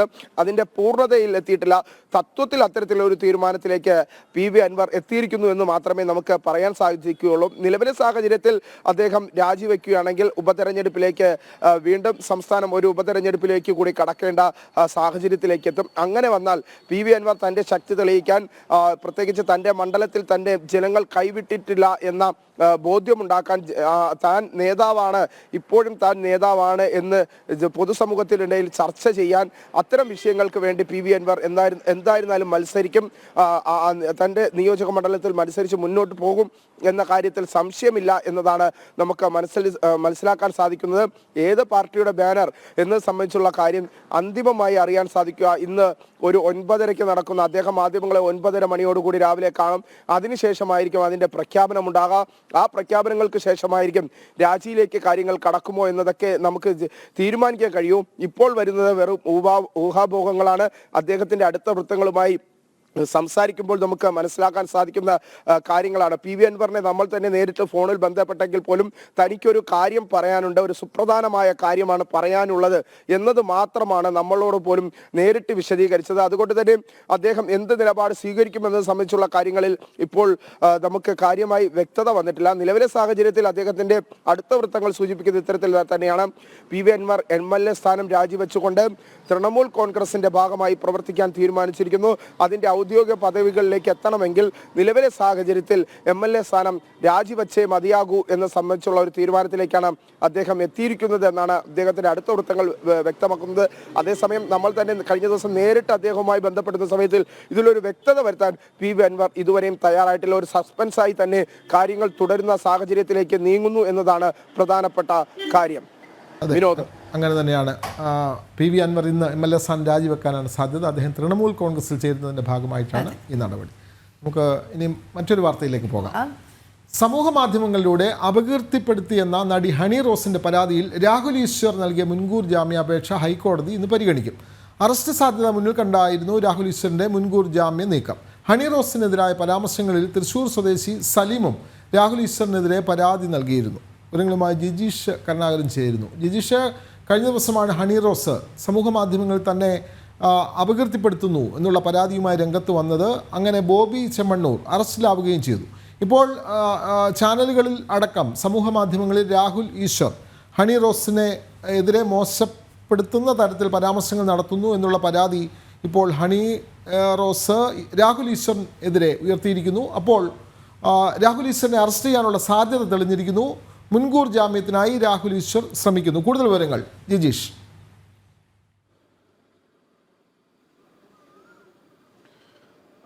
വിനോദ്, നിലവിൽ പോലീസ് ഇതുമായി ബന്ധപ്പെട്ട് നിയമവിദഗ്ധരുമായി കേസെടുക്കുന്നത് സംബന്ധിച്ചും വകുപ്പുകൾ ചുമത്തുന്നതും സംബന്ധിച്ചും എല്ലാം തന്നെ ഒരു ഭാഗത്ത് ചർച്ചകൾ നടത്തുമ്പോൾ തന്നെയാണ് ഒരു അറസ്റ്റ് സാധ്യത രാഹുൽ ഈശ്വർ ഭയക്കുന്നുണ്ട്. കാരണം സമാനമായി തന്നെ അവഹേളിച്ച് അപകീർത്തികരമായ പോസ്റ്റ് ഇട്ടു എന്നത് തന്നെയായിരുന്നു വ്യവസായി ബോബി ചെമ്മണ്ണൂരിനെതിരായ കുറ്റവും. അതിലാണ് ബോബി ചെമ്മണ്ണൂർ അറസ്റ്റിലായതും പിന്നീട് റിമാൻഡിൽ ഇപ്പോൾ തുടരുന്ന ഒരു പശ്ചാത്തലവും എല്ലാം ഉണ്ട്. ഈ ഒരു സാഹചര്യത്തിലാണ് ഹണി റോസിനെതിരെ ചാനൽ ചർച്ചകളിൽ ചർച്ചകളിൽ വസ്ത്രധാരണത്തെ വിമർശിച്ചുകൊണ്ടും ഒപ്പം തന്നെ അധിക്ഷേപിക്കുന്ന തരത്തിലുള്ള പരാമർശങ്ങൾ നടത്തി എന്നതുമായി ബന്ധപ്പെട്ടുകൊണ്ട് ഹണി റോസ് തന്നെ പോലീസിൽ പരാതി നൽകിയത് കൊച്ചി സിറ്റി പോലീസിൽ പരാതി നൽകുന്നു. അതോടൊപ്പം തന്നെ സെൻട്രൽ പോലീസ് ഇതിൽ തുടർ നടപടികളിലേക്ക് കടക്കുന്നതിന് വേണ്ട നിർദ്ദേശം കൊച്ചി സിറ്റി പോലീസ് കമ്മീഷണർ നൽകുകയും എല്ലാം ചെയ്തു. അങ്ങനെയാണ് തുടർ നീക്കങ്ങൾ ആരംഭിക്കുന്നത്. ഒപ്പം തന്നെയാണ് മറ്റു ചില പരാതികൾ കൂടി രാഹുൽ ഈശ്വറിനെതിരെ ഇതുമായി ബന്ധപ്പെട്ട് വന്നിരിക്കുന്നു. തൃശൂർ സ്വദേശിയായ സലീം എന്നയാൾ നൽകിയ പരാതിയിലും ചൂണ്ടിക്കാണിക്കുന്നത് ഇത്തരത്തിൽ അധിക്ഷേപപരമായ പരാമർശങ്ങൾ ചർച്ചയിൽ ഉടനീളം തന്നെ രാഹുൽ ഈശ്വറിന്റെ ഭാഗത്തു നിന്ന് ഉണ്ടായിട്ടുണ്ട്. അതുകൊണ്ട് തന്നെ ഇതിൽ പ്രത്യേകമായി തന്നെ കേസെടുത്ത് നടപടികളുമായി പോലീസ് മുന്നോട്ട് പോകണം എന്ന കാര്യമാണ് ആ ഒരു പരാതിയിൽ ചൂണ്ടിക്കാണിക്കുന്നത്. അങ്ങനെ ഒന്നിനു പുറകെ ഒന്നായി കൂടുതൽ പരാതികൾ രാഹുൽ ഈശ്വറിന് ലഭിക്കുന്ന പശ്ചാത്തലത്തിൽ ഇതുമായി ബന്ധപ്പെട്ടുകൊണ്ട് ഒരു അറസ്റ്റ് സാധ്യത അത്തരത്തിൽ വകുപ്പുകൾ ചുമത്തുകയാണെങ്കിൽ അറസ്റ്റ് അടക്കമുള്ള കാര്യങ്ങളിലേക്ക് കടക്കുമെന്ന് തന്നെയാണ് വ്യക്തമാകുന്നത്. അങ്ങനെയെങ്കിൽ അതിനെ പ്രതിരോധിക്കാനുള്ള ഒരു നിയമ നീക്കങ്ങൾ എന്ന നിലയിലാണ് ഇപ്പോൾ മുൻകൂർ ജാമ്യ ഹർജിയുമായി രാഹുൽ ഈശ്വർ ഹൈക്കോടതിയെ സമീപിച്ചിരിക്കുന്നത്. അതാണ് ഹൈക്കോടതി ഇന്ന് വിശദമായി തന്നെ പരിഗണിക്കുകയും ചെയ്യുന്നത്. നേരത്തെ ചാനൽ ചർച്ചകളിൽ ഇതുമായി ബന്ധപ്പെട്ടുകൊണ്ട് നടത്തിയ ചർച്ചകളിൽ ഒന്നും തന്നെ തന്റെ ഭാഗത്തു നിന്ന് അത്തരം പരാമർശങ്ങൾ ഉണ്ടായിട്ടില്ല. പകരം പ്രതിക്കെതിരെയാണ് തന്റെ വാക്കുകൾ ഉണ്ടായത് എന്ന ഒരു വിശദീകരണമാണ് ഇവിടെ രാഹുൽ ഈശ്വർ നൽകുന്നത്. അതിൽ പ്രധാനമായും പറയുന്നത് മോശം പരാമർശങ്ങൾ ഒന്നും തന്നെ നടത്തിയിട്ടില്ല.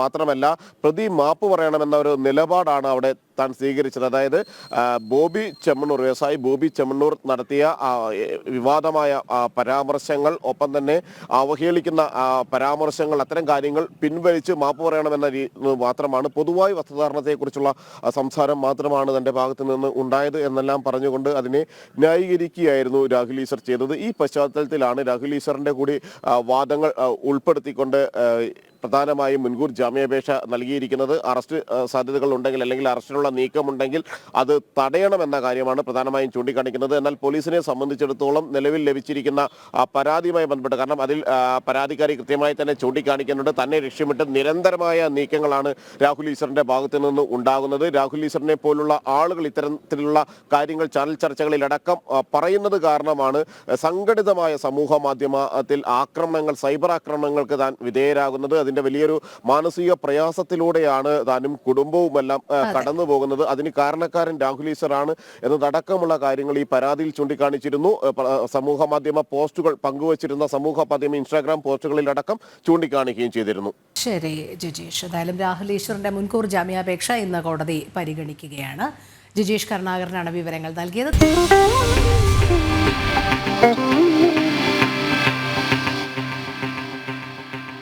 പാലക്കാട്ടെ അതിർത്തി ചെക്ക് പോസ്റ്റുകളിൽ വീണ്ടും വിജിലൻസ് റെയ്ഡ്. 1.7 ലക്ഷം രൂപ പിടികൂടി. 5 ചെക്ക് പോസ്റ്റുകളിൽ നടത്തിയ പരിശോധനയിലാണ് പണം പിടികൂടിയത്. വാളയാർ, ഗോവിന്ദാപുരം, ഗോപാലപുരം, നടുപുണി ചെക്ക് പോസ്റ്റുകളിലാണ് പരിശോധന നടത്തിയത്. വിനോദം, നമുക്കറിയാം പലപ്പോഴും ഇത്തരത്തിൽ ചെക്ക് പോസ്റ്റുകൾ കേന്ദ്രീകരിച്ച് വലിയ രീതിയിലുള്ള തട്ടിപ്പാണ് നടക്കുന്നത്. തട്ടിപ്പെന്ന് പറഞ്ഞാൽ ചെക്ക് പോസ്റ്റുകളിലെ ഉദ്യോഗസ്ഥരും ഈ ലോറിയുമായി വരുന്ന സാധനവുമായി വരുന്ന ലോറി ഉടമകളുമായിട്ടുള്ള ചില ബന്ധങ്ങളൊക്കെ തന്നെ പണ്ട് മുതലേ തെളിഞ്ഞതാണ്. പക്ഷേ ഏതായാലും വിജിലൻസ് ഇപ്പോൾ നിരന്തരം ഇത്തരം ചെക്ക് പോസ്റ്റുകളിൽ പരിശോധന നടത്തുന്നുണ്ട്. പരിശോധനകളിൽ നിരവധി കള്ളക്കടത്ത് നടത്തുന്ന സംഭവങ്ങൾ, പ്രത്യേകിച്ചും മറ്റ് സംസ്ഥാനങ്ങളിൽ നിന്നും, ഇതിപ്പോൾ തമിഴ്നാട്ടിൽ നിന്നുള്ള ഒരു ചെക്ക് പോസ്റ്റാണ്, കേരളത്തിലേക്കുള്ള ഒരു അതിർത്തിയാണ്. അപ്പോൾ അന്തർ സംസ്ഥാനങ്ങളിലുള്ള ഇത്തരത്തിലുള്ള കള്ളക്കടത്ത് ഒക്കെ നടക്കുന്നത് ഈ ചെക്ക് പോസ്റ്റുകൾ വഴിയാണ്. അത് മാത്രമല്ല, ഇപ്പോൾ ഏറ്റവും ഒടുവിലായി 1.7 ലക്ഷം രൂപ പിടികൂടി. അതായത് ഇതൊക്കെ അനധികൃതമായി ഇത്തരത്തിൽ സമ്പാദിച്ച് ഓഫീസിന്റെ പരിസരത്ത് തന്നെയൊക്കെ സൂക്ഷിക്കുന്നതാണ്. എന്തായാലും അരുൺ ആലത്തൂർ ചേരുന്നുണ്ട് ഈ വാർത്തയുടെ കൂടുതൽ വിവരങ്ങൾ നൽകുന്നതിനായി. അരുൺ, എന്താണ് വിശദാംശങ്ങൾ? പാലക്കാട് വീണ്ടും വിജിലൻസിന്റെ പരിശോധനയിൽ അതിർത്തി ചെക്ക് പോസ്റ്റുകളിൽ നിന്ന് കൈക്കൂലി പണം പിടികൂടിയിരിക്കുകയാണ്. 1.7 ലക്ഷം രൂപയാണ് പിടികൂടിയിരിക്കുന്നത്. 5 ചെക്ക് പോസ്റ്റുകളിൽ നടത്തിയ പരിശോധനയിലാണ് ഈ പണം പിടികൂടിയത്. വാളയാറ്, ഗോവിന്ദാപുരം, ഗോപാലപുരം, നടുപ്പുണി ചെക്ക് പോസ്റ്റുകളിലാണ് പരിശോധന നടത്തിയത്. കഴിഞ്ഞ ശനിയാഴ്ചയും പാലക്കാട്ടെ ഈ വാളയാറ്, ഇൻ ഔട്ട്, അതുപോലെ തന്നെ ഗോവിന്ദാപുരം ഉൾപ്പെടെയുള്ള ചെക്ക് പോസ്റ്റുകളിൽ കഴിഞ്ഞ ശനിയാഴ്ചയും പരിശോധന നടത്തിയിരുന്നു. അന്ന് 1.49 ലക്ഷം രൂപയാണ് വിജിലൻസ് സംഘം പിടികൂടിയത്. ഈ കഴിഞ്ഞ ശനിയാഴ്ച പിടികൂടിയ പണം അത് വിജിലൻസ് സംഘം വെള്ളിയാഴ്ച രാത്രിയായിരുന്നു പരിശോധനയ്ക്ക് ചെന്നത്. അതിനുശേഷം പുലർച്ചെ വരെ നടത്തിയ പരിശോധനയിലായിരുന്നു 1.49 ലക്ഷം രൂപ പിടികൂടിയത്. ഇപ്പോഴും ഇന്ന് പുലർച്ചെ ഉൾപ്പെടെ നടത്തിയ ആ ഒരു പരിശോധനയിലാണ് ഇത്രയും പണം പിടികൂടിയിരിക്കുന്നത്. വിവിധ ഏജന്റുമാർ ഇത്തരത്തിൽ ഈ കൈക്കൂലി പണം വാങ്ങുന്നതിനും മറ്റുമൊക്കെയായി RTA ഉദ്യോഗസ്ഥരുടെയും മറ്റും ഏജന്റുമാരായി പ്രവർത്തിക്കുന്നുണ്ട് എന്നുള്ളതാണ് വിജിലൻസ് സംഘം കണ്ടെത്തിയിരിക്കുന്നത്. രണ്ട് തരത്തിലുള്ള ഏജന്റുമാരാണ്. ഒന്ന് കൈക്കൂലി പണം ഇവർക്ക് എത്തിക്കുന്നതിനും മറ്റുമൊക്കെയായി പ്രവർത്തിക്കുന്ന ഒരു ഏജന്റ്, മറ്റൊരു ഏജന്റായിട്ട് ഈ പണം ഇവിടെ നിന്നും പാലക്കാട് നിന്നും ഇവരുടെ നാട്ടിലേക്ക് കടത്തുന്നതിനായി ഈ ഉദ്യോഗസ്ഥരുടെ നാട്ടുകാർ തന്നെയായ ആളുകൾ ഏജന്റായി പ്രവർത്തിക്കുന്നുണ്ട്. വളരെ വിശ്വസ്തരായ ആളുകൾ ഏജന്റായി പ്രവർത്തിക്കുന്നുണ്ട് എന്നുള്ളതാണ് വിജിലൻസ് സംഘം കഴിഞ്ഞ ദിവസം കണ്ടെത്തിയിരുന്നത്. മാത്രമല്ല ഈ ഉദ്യോഗസ്ഥർക്കെതിരെ നടപടിക്ക് ഉള്ള നീക്കങ്ങളും നടക്കുന്നുണ്ട് എന്നുള്ളതാണ് നമുക്ക് അറിയാൻ സാധിക്കുന്നത്. ഏതായാലും ഈ വാളയാർ ചെക്ക് പോസ്റ്റ് ഉൾപ്പെടെയുള്ള അതിർത്തി ചെക്ക് പോസ്റ്റുകളിൽ, പ്രത്യേകിച്ച് ഈ മണ്ഡല മകരവിളക്ക് കാലത്ത് അയ്യപ്പന്മാരിൽ നിന്നും ഉൾപ്പെടെ പണം മേടിക്കുന്ന കൈക്കൂലിയായിട്ട് വാഹനങ്ങൾ തടുത്തു നിർത്തി അവിടെ നിന്നും പൈസ മേടിക്കുന്ന സാഹചര്യം കഴിഞ്ഞ മണ്ഡല മകരവിളക്ക് സീസണിലും ഉണ്ടായിരുന്നു. ഇത്തവണയും അത് തുടരുന്നു എന്നുള്ളതാണ്. പ്രധാനമായിട്ടും ഇവർ ഈ ചരക്ക് വാഹനങ്ങളെയും അതുപോലെ തന്നെ അയ്യപ്പന്മാർ വരുന്ന വാഹനങ്ങളെയും തടുത്താണ് ഉദ്യോഗസ്ഥർ കൈക്കൂലി വാങ്ങുന്നത് എന്നുള്ളതാണ് വിജിലൻസ് സംഘം കണ്ടെത്തിയിരിക്കുന്നത്. ഇന്നേതായാലും 1.7 ലക്ഷം രൂപയാണ് പിടികൂടിയിരിക്കുന്നത്. ശരി, അരുൺ ആലത്തൂറാണ് വിവരങ്ങൾ നൽകിയത്. നമുക്ക് ഇനി മറ്റൊരു വാർത്തയിലേക്ക് പോകാം. അങ്കമാലി അതിരൂപതയിലെ തർക്കം ചർച്ചയിൽ താൽക്കാലിക പരിഹാരമായി. സമരം അവസാനിപ്പിക്കാമെന്ന് വൈദികർ പറഞ്ഞതായി പോലീസ് അറിയിച്ചു. ആർച്ച് ബിഷപ്പ് മാർ ജോസഫ് പാംബ്ലാനിയും വൈദികരും നടത്തിയ ചർച്ചയിലാണ് സമവായം. പ്രശ്നങ്ങൾ പഠിക്കാൻ 1 മാസത്തെ സമയം പാംബ്ലാനി ചോദിച്ചിട്ടുമുണ്ട് എന്നാണ് പോലീസ് പറയുന്നത്. വിവരങ്ങളുമായി ജിജീഷ് കരുണാകരൻ ചേരുന്നു. ജിജീഷ്, കഴിഞ്ഞ ദിവസങ്ങളിലുണ്ടായ സംഘർഷാവസ്ഥയ്ക്ക് അയവ് വരുന്നു, സമവായത്തിലേക്ക് കാര്യങ്ങൾ പോകുന്നു. രണ്ട് കൂട്ടരും തമ്മിൽ, ആർച്ച് ബിഷപ്പും അതേപോലെ തന്നെ വൈദികരും തമ്മിലുള്ള ചർച്ച ഒക്കെ നമുക്ക് ഗുണകരമായ നിലയിലാണ് എന്ന് കരുതാമോ ജിജീഷ്?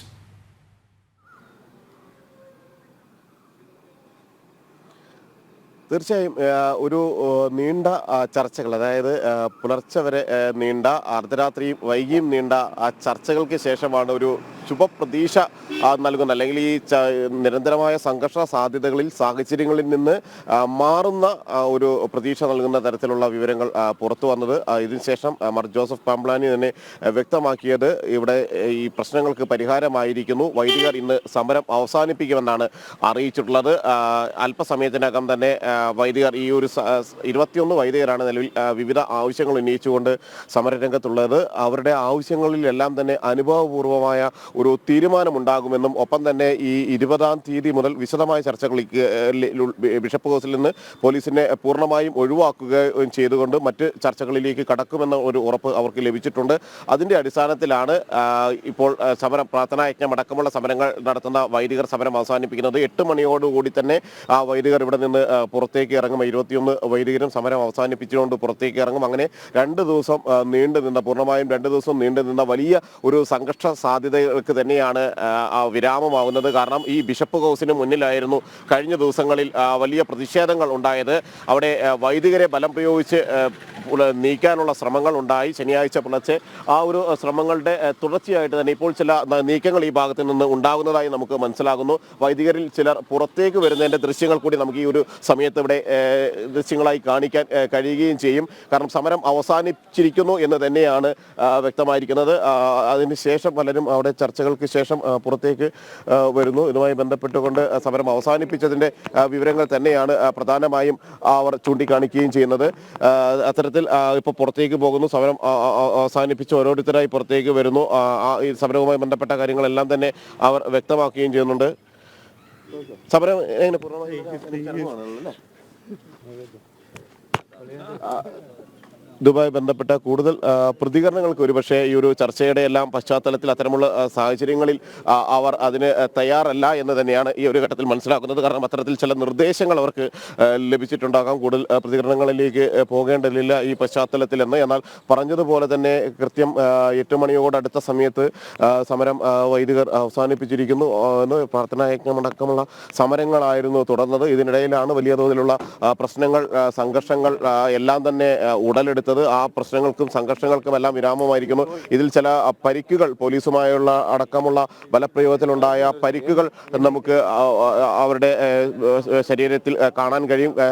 കൈക്കുണ്ടായ ചെറിയ പൊട്ടലടക്കമുള്ള കാര്യങ്ങൾ ഉണ്ട്. ആ ഒരു ഇതുമായി ബന്ധപ്പെട്ട് തന്നെയാണ് അവരെ ഇപ്പോൾ കാണാൻ കഴിയുന്നത്. അവരെല്ലാവരും തന്നെ ഇപ്പോൾ ബിഷപ്പ് ഹൗസിന് മുന്നിൽ നിൽക്കുന്നു. ഇതുമായി ബന്ധപ്പെട്ട പ്രതികരണങ്ങളും ഇക്കാര്യത്തിൽ ഇവരിൽ നിന്ന് ഉണ്ടാവുകയും ചെയ്യും. അതെ, അവരുടെ പ്രതികരണങ്ങളിലേക്ക് പോകേണ്ടതുണ്ട്. 8 മണിയോടുകൂടി സമരം അവസാനിപ്പിക്കുന്നു. എന്തായാലും നടന്ന ചർച്ചയുടെ വിശദാംശങ്ങൾ ചർച്ചയിൽ പങ്കെടുത്തവർ തന്നെ ഇപ്പോൾ മാധ്യമങ്ങളോട് വിശദീകരിക്കുകയാണ്. തത്സമയ ദൃശ്യങ്ങളിലേക്ക്.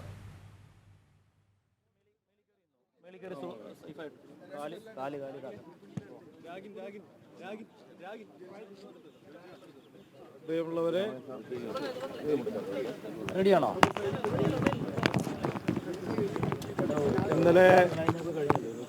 ഇന്നലെ ജില്ലാ കളക്ടർ ശ്രീ ഉമേഷ് സാറിൻ്റെ ഇടപെടൽ വഴി അഭിവന്ദ്യ പാംപ്ലാനി ജോസഫ് പിതാവുമായി ഞങ്ങൾ 21 പേരുമായി ഒരു ചർച്ച നടത്തി. രാത്രി വളരെ വൈകിയ വേളയിലാണ് തിരിച്ചു പോവുകയായിരുന്ന പിതാവ് വീണ്ടും ഈ മീറ്റിങ്ങിന് വേണ്ടി തിരിച്ചു വന്നു. 10:30 ഞങ്ങൾ മീറ്റിങ്ങിന് ഇരുന്നു. ഏതാണ്ട് 2.5-3 മണിക്കൂറോളം ഞങ്ങൾ ഏറ്റവും അടിയന്തരമായ ഏതാണ്ട് 2-3 കാര്യങ്ങളാണ് ഞങ്ങൾ പിതാവിനോട് അവതരിപ്പിച്ചത്. അടുത്ത ഒരു ഘട്ടത്തിൽ ചർച്ച 20-ാം തീയതി അല്ലേ, 20-ാം തീയതി പിതാവിൻ്റെ ഒരു ചികിത്സ കഴിഞ്ഞ് വരുമ്പോൾ ഉണ്ടാകും. ചർച്ചയുടെ ഉള്ളടക്കവും അതെല്ലാം ഇന്നലെ തന്നെ നമ്മൾ മീഡിയയോട് കുര്യാക്കോസ് മുണ്ടാടനത്തെ ഷെയർ ചെയ്തതാണ്. അതിൽ പരസ്പരമായ വിശ്വസ്തതയിൽ, പരസ്പര ധാരണയിൽ വളരെ ഗൗരവമായി ഞങ്ങൾ അവതരിപ്പിച്ച കാര്യങ്ങൾ മുന്നോട്ട് പരിഗണിച്ച് പരസ്പര ധാരണയിൽ മുന്നോട്ട് പോകാനായിട്ട് ധാരണയായിട്ടുണ്ട്. അതിൽ വളരെ പ്രധാനപ്പെട്ട കാര്യങ്ങൾ എഴുതി പരസ്പരമായി ഒപ്പുവെക്കുകയും ചെയ്തു. തീർച്ചയായിട്ടും അതെ, വളരെയധികം പ്രതീക്ഷയുണ്ട്. തീർച്ചയായിട്ടും ഞങ്ങളുടെ അതിരൂപതയ്ക്ക് വലിയ ഒരു ചൈതന്യം ഉണ്ടായിരുന്നു, നല്ലൊരു ചരിത്രമുണ്ട്. ആ ചൈതന്യമെല്ലാം നഷ്ടപ്പെട്ട ദിനങ്ങളാണ് കഴിഞ്ഞു പോയത്. അതിലേക്ക് വീണ്ടും തിരിച്ചു വരിക, നഷ്ടപ്പെട്ടത് വീണ്ടെടുക്കുക, അതാണ് ഞങ്ങളുടെ ഈ യജ്ഞത്തിൻ്റെ പ്രധാന ലക്ഷ്യം. ആ ലക്ഷ്യത്തിലേക്ക് നടന്നെടുക്കുന്ന നിമിഷങ്ങളാണിത്. ഇന്നലെ ഞങ്ങളെ സംബന്ധിച്ചിടത്തോളം സന്തോഷപ്രദമായിരുന്നു വൈകുന്നേരമായപ്പോൾ. കാരണം പുതിയ ഒരു സമവായത്തിൽ എത്തിച്ചേർന്നിരിക്കുന്നു അങ്കമാലി അതിരൂപതയിലെ പ്രശ്നങ്ങൾ. ഇപ്പോൾ സമരം അവസാനിപ്പിച്ചതിന് ശേഷം വൈദികർ മാധ്യമങ്ങളോട് പ്രതികരിക്കുന്നതിന്റെ തത്സമയ ദൃശ്യങ്ങളാണ് നമ്മൾ കണ്ടത്.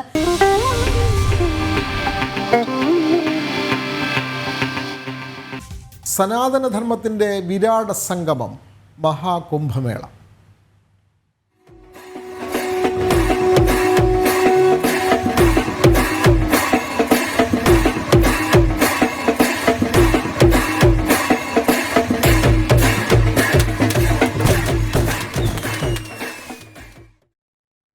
ഉത്തർപ്രദേശിലെ പ്രയാഗ്രാജിൽ മഹാകുംഭമേളയ്ക്ക് തുടക്കമായി. രാവിലെ മുതൽ ഭക്തസഹസ്രങ്ങളാണ് ത്രിവേണി സംഗമ ഭൂമിയിലേക്ക് എത്തുന്നത്. ഇന്നു മുതൽ 45 ദിവസം നീണ്ടു നിൽക്കുന്ന തീർത്ഥാടന കാലയളവിൽ 45 കോടി ഭക്തർ കുംഭമേള നഗരിയിലേക്ക് എത്തും എന്നാണ് കണക്കുകൾ സൂചിപ്പിക്കുന്നത്. എസ് നന്ദഗോപൻ ചേരുന്നു. നന്ദൻ, ആ പുണ്യഭൂമിയിൽ നിന്നുള്ള വിശദാംശങ്ങൾ.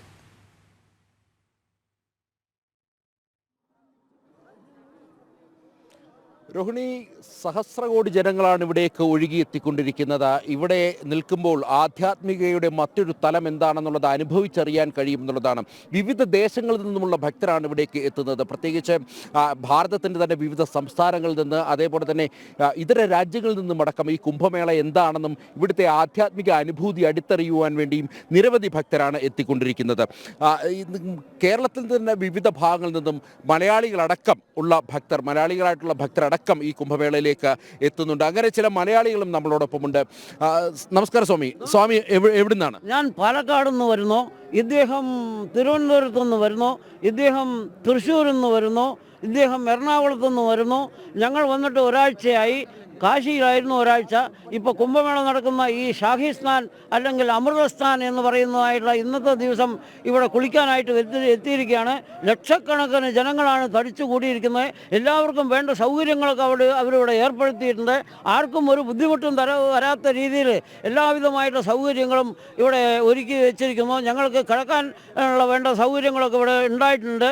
അതുകൊണ്ട് അതുമാത്രമല്ല, ഇത് കുംഭമേളയുടെ പ്രത്യേകത എന്ന് പറഞ്ഞാൽ 12 വർഷത്തിലൊരിക്കൽ നടക്കുന്നതിന് പൂർണ്ണ കുംഭമേള എന്ന് പറയും. അത് ഇപ്പോൾ 144 വർഷത്തിലൊരിക്കൽ നടക്കുന്ന കുംഭമേളയാണിത്. ഇത് പൂർണ്ണ കുംഭമേളയേക്കാൾ വലുതായിട്ടുള്ള മഹാകുംഭമേളയാണ് നടന്നുകൊണ്ടിരിക്കുന്നത്. ഞങ്ങൾ വളരെ മറ്റെല്ലാ സ്ഥലത്തുള്ളതായിട്ടുള്ള ഹരിദ്വാർ, ഉജ്ജയിൻ, നാസിക് അങ്ങനെയുള്ളതായിട്ടുള്ള എല്ലാ സ്ഥലങ്ങളിലും കുംഭമേളയിൽ കുളിച്ചിട്ടുള്ളവരാണ്. അങ്ങനെ കുംഭമേളയിലെല്ലാം കുളിച്ച് പുണ്യം തേടാൻ വേണ്ടിയിട്ട് ഞങ്ങളെല്ലാവരും കേരളത്തിൽ നിന്ന് പുറപ്പെട്ടു വന്നിരിക്കുകയാണ്. എല്ലാവിധമായ സൗഭാഗ്യങ്ങളും ആത്മീയതയുടെ ഉന്നതിയും ഭക്തിപരമായിട്ടും അക്കാഡകളുടെയും സന്യാസി സമൂഹങ്ങളുടെയും ഭക്തജനങ്ങളുടെയും ഉദാസീന അക്കാഡകളും വൈഷ്ണവ അക്കാഡകളും എന്ന് വേണ്ട ലോകത്തിലുള്ള എല്ലാ ഭക്തജനങ്ങളും സന്യാസി വര്യന്മാരും ജ്ഞാനികളും മോക്ഷം കാക്ഷിക്കുന്ന പുണ്യം തേടുന്നതായിട്ടുള്ള സർവ്വജനങ്ങളും ഇവിടെ തടിച്ചുകൂടിയിരിക്കുകയാണ്.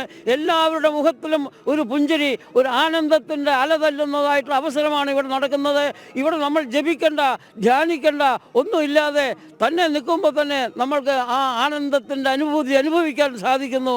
ശംഭോ മഹാദേവ, ഹര ഹര മഹാദേവ്. സ്വാമി, ഈ മലയാളികൾക്ക് കുംഭമേളയെ പറ്റി വലുതായി ഒന്നും അറിഞ്ഞുകൂടാ. മലയാളികൾ കൂടുതലായി ഇത് അടുത്തറിയേണ്ട ഒരു സാഹചര്യമില്ലേ? തീർച്ചയായിട്ടും അടുത്തറിയേണ്ട സാഹചര്യങ്ങൾ തീർച്ചയായിട്ടും ഉണ്ട്.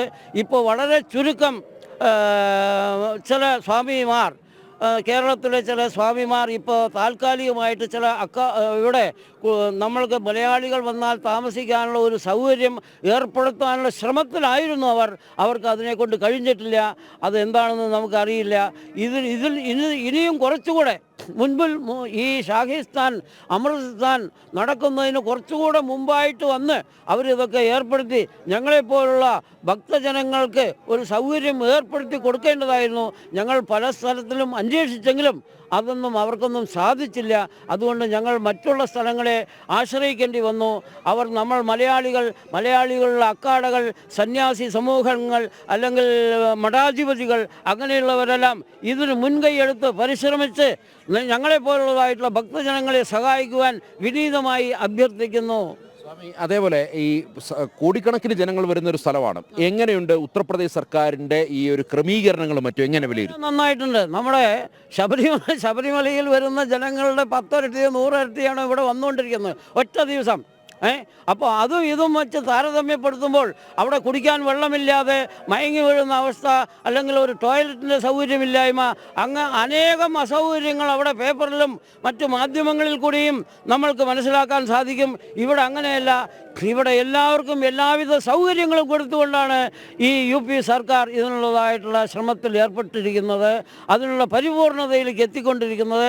ആർക്കും ആരോടും ഒരു പരാതിയില്ലാത്ത അവസ്ഥയാണ്. എല്ലാവർക്കും ഒരു സന്തോഷമായിരിക്കുന്ന, ആനന്ദമായിരിക്കുന്ന, സച്ചിദാനന്ദമായിരിക്കുന്ന ഒരവസ്ഥയിലേക്കാണ് എല്ലാവരുടെ മുഖത്തും നമുക്ക് കാണുവാൻ സാധിക്കുന്നത്. ശംഭോ മഹാദേവ, ഹര ഹര മഹാദേവ്. ജനം ടീക്ക്. തീർച്ചയായിട്ടും ഇതൊന്നും കൂടുതലൊന്നും കൂട്ടിച്ചേർക്കേണ്ട ഒരു സാഹചര്യമില്ല. കൃത്യമായി ഭക്തജനങ്ങൾ തന്നെ എന്താണ് ഇവിടെ നിന്നും ലഭിക്കുന്ന ആധ്യാത്മിക അനുഭൂതി എന്താണെന്ന് അവർ തന്നെ വിവരിക്കുന്ന സാഹചര്യമുണ്ടായി. മാത്രമല്ല, താരതമ്യം ചെയ്തു കേരളത്തിൽ വളരെ ചുരുക്കം ജനങ്ങൾ വരുന്ന ശബരിമലയുമായും അതേപോലെ തന്നെ കേരളത്തിൻ്റെ 10 ഇരട്ടി ജനസംഖ്യയുടെ 10 ഇരട്ടി ജനങ്ങൾ വരുന്ന പ്രയാഗരാജുമായി ഭക്തർ താരതമ്യം ചെയ്യുന്നു. സ്വാഭാവികമായും ഇവിടെ ഒരുക്കിയിരിക്കുന്ന ക്രമീകരണങ്ങൾ ഇവിടുത്തെ അത് വിലയിരുത്തിക്കൊണ്ട് തന്നെയാണ് അവർ കൃത്യമായി പറയുന്നത്. ഏതാണ്ട് 1.5 ലക്ഷത്തിലധികം ടെൻറ്റുകൾ അധികമായി നിർമ്മിച്ചു. അതേപോലെ തന്നെ ശൗചാലയങ്ങൾ അധികമായി നിർമ്മിച്ചു.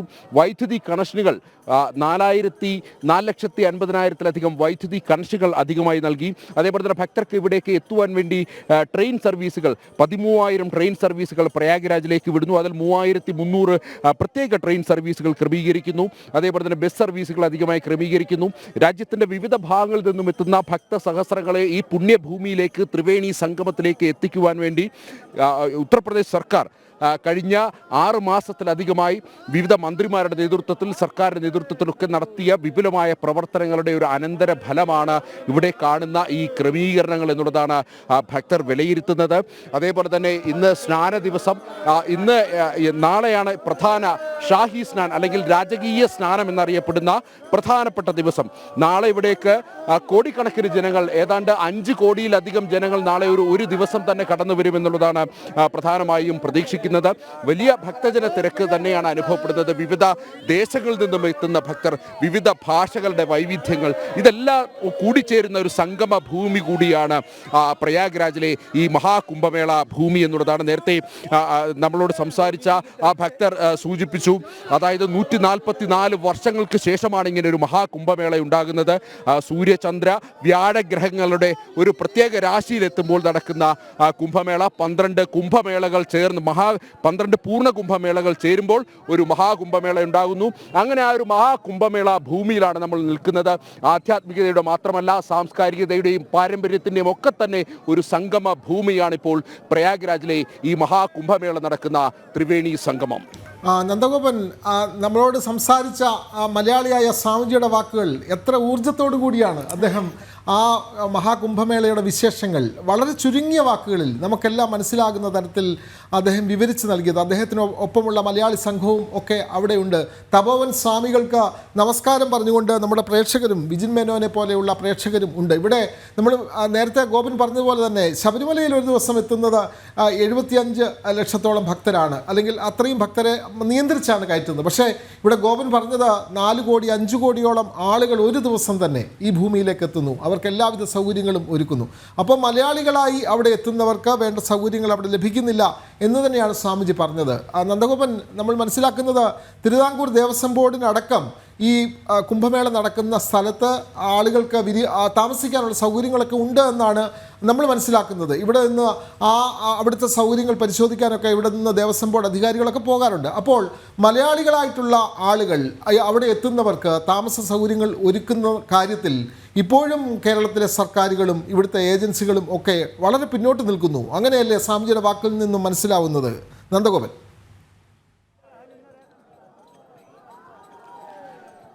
തീർച്ചയായിട്ടും മലയാളി ഇപ്പോൾ കേരളത്തിൽ നിന്നും ചില സന്യാസി വരികയാണ്. ഇപ്പോൾ മാതാ അമൃതാനന്ദമയി മഠം പോലുള്ള സന്യാസി മഠങ്ങളുടെ പ്രത്യേക കേന്ദ്രങ്ങൾ, അമൃതയുടെ പ്രത്യേക ആശുപത്രി അടക്കം ഇവിടെ ക്രമീകരിച്ചിട്ടുണ്ട്. അങ്ങനെ കേരളത്തിൽ നിന്നുമുള്ള സന്യാസി മഠങ്ങളുടെ സാന്നിധ്യമുണ്ട്. അവരുടെ അങ്ങനെയുള്ള മഠങ്ങളുടെ ഭക്തരെത്തുമ്പോൾ അവർക്ക് താമസിക്കുവാനുള്ള സൗകര്യം അടക്കം ഈ മഠങ്ങൾ ചെയ്തു നൽകാറുണ്ട്. മാത്രമല്ല സ്വാഭാവികമായും ദക്ഷിണേന്ത്യയിൽ നിന്നെത്തുന്ന മലയാളികൾക്ക് പ്രത്യേക സ്വീകാര്യത ഇവിടുത്തെ സന്യാസി ശ്രേഷ്ഠന്മാർ നൽകാറുണ്ട്. അവർക്ക് അങ്ങനെ താമസ സൗകര്യം നൽകാറുണ്ട്. എങ്കിൽ തന്നെയും സർക്കാർ ഈ ഒരു വിഷയത്തിൽ ശ്രദ്ധ കേന്ദ്രീകരിക്കേണ്ടത് അനിവാര്യമാണ്. പ്രത്യേകിച്ച് കേരളത്തിൽ നിന്നടക്കം ഭക്തരുടെ എണ്ണം വർദ്ധിച്ചു വരുന്ന ഒരു സാഹചര്യത്തിൽ ഇവിടെ താൽക്കാലികമായി ഏതെങ്കിലും തരത്തിൽ ഭക്തർക്ക് ഇത്തരം ടെൻറ്റുകളും മറ്റും നിർമ്മിച്ച് അല്ലെങ്കിൽ ഈ ശബരിമലയിൽ ഒരുക്കുന്ന പോലെ തന്നെ വിരിവെക്കുവാനുള്ള സൗകര്യം തിരുവിതാംകൂർ ദേവസ്വം ബോർഡും കൊച്ചിൻ ദേവസ്വം ബോർഡും ഒക്കെ കൂടി ആലോചിച്ച് ചെയ്യേണ്ട ഒരു സാഹചര്യം, അല്ലെങ്കിൽ ആ ഒരു കാലം അത് കടന്നുപോയിരിക്കുന്നു എന്നുള്ളത് തന്നെയാണ്. പ്രത്യേകിച്ച് ഇതിനോടകം തന്നെ അത് ഭക്തർക്ക് വേണ്ട സൗകര്യങ്ങൾ ചെയ്ത് നൽകേണ്ടതായിരുന്നു. ഇവിടെ നമ്മൾ പരിശോധിക്കുമ്പോൾ തിരുമല തിരുപ്പതി ദേവസ്ഥാനം അവർ ഇവിടെ പ്രത്യേക ക്ഷേത്ര മാതൃകയിൽ തന്നെ പ്രത്യേക ഒരു സ്റ്റോളും മറ്റും നിർമ്മിച്ച് അവിടെ ഭക്തരെ കൂടുതൽ ആകർഷിക്കുന്ന രീതിയിൽ, സമാനമായ രീതിയിൽ ശബരിമലയുടെയും അതേപോലെ തന്നെ ശ്രീപത്മനാഭ സ്വാമിയുടെയും ഒക്കെ തന്നെ താൽക്കാലികമായ അത്തരം അല്ലെങ്കിൽ ക്ഷേത്രത്തിൻ്റെ പൈതൃകവും സംസ്കാരവും എന്താണ്, ആ ക്ഷേത്ര ചൈതന്യത്തെ പറ്റിയൊക്കെ തന്നെ വിവരിക്കുന്ന സ്റ്റാളുകൾ അടക്കം ഇവിടെ നിർമ്മിക്കാൻ കഴിയുന്ന സാഹചര്യമുണ്ട് എന്നുള്ളതാണ്. പക്ഷേ എന്തുകൊണ്ടോ സർക്കാർ ആ ഒരു വിഷയത്തിൽ അനാസ്ഥ കാട്ടുന്നു. ഇനിയുള്ള കുംഭമേളകളുടെ കാര്യം വിവിധ ദേശങ്ങളിൽ നിന്ന് വരുന്ന ഭക്തരാണ്. അവർക്ക് ആരാണ് അയ്യപ്പ സ്വാമി അല്ലെങ്കിൽ ശ്രീപത്മനാഭ സ്വാമിയുടെ മഹത്വം എന്താണ്, ചരിത്രം എന്താണ്, അതിൻ്റെ ആധ്യാത്മിക അനുഭൂതി എന്താണെന്നൊക്കെ അറിയാൻ കഴിയുന്ന ഒരു സാഹചര്യമാണ്.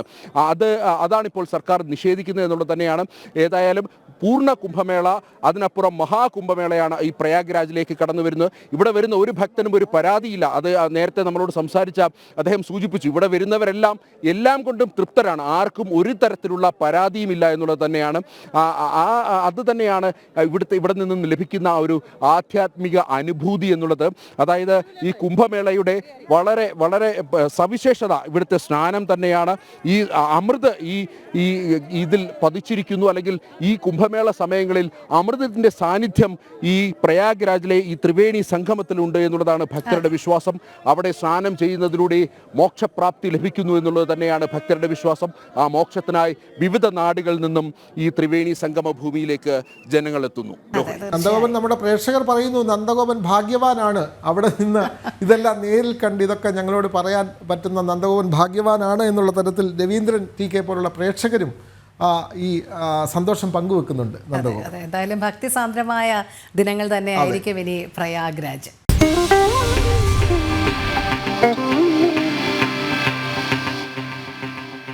സന്നിധാനത്തെ വിശേഷങ്ങളിലേക്കാണ് ഇനി പോകുന്നത്. ശരണമെൻ്റെ അയ്യപ്പ. ശരണമെൻ്റെ അയ്യപ്പ പവർഡ് ബൈ അഴകുള്ള മുടിക്ക് വേണം total care from AVA Kottakkal Ayurveda. ശരിയായ ആയുർവേദം, ശരിയായ ഫലപ്രാപ്തി. കോ പവർഡ് ബൈ ഇനിയെന്നും നിങ്ങളുടെ പ്രഭാത ഭക്ഷണം BKD സ്റ്റീം പുട്ടുപൊടി, rich and soft. Bharat Lajna multi state housing cooperative society limited, Kerala, Tamil Nadu and Pondicherry. Gold, diamond, gems. ആതുര സേവന രംഗത്ത് സമർപ്പിത സേവനത്തിന്റെ 50 വർഷങ്ങൾ. Bharat hospital in association with Makarajyothi group of companies, Pune, Maharashtra. ഇനി നമ്മുടെ വീട്ടിൽ ഉദയഭാരത് കലണ്ടർ തന്നെ. രാമരാജനറിയാം മലയാളക്കര.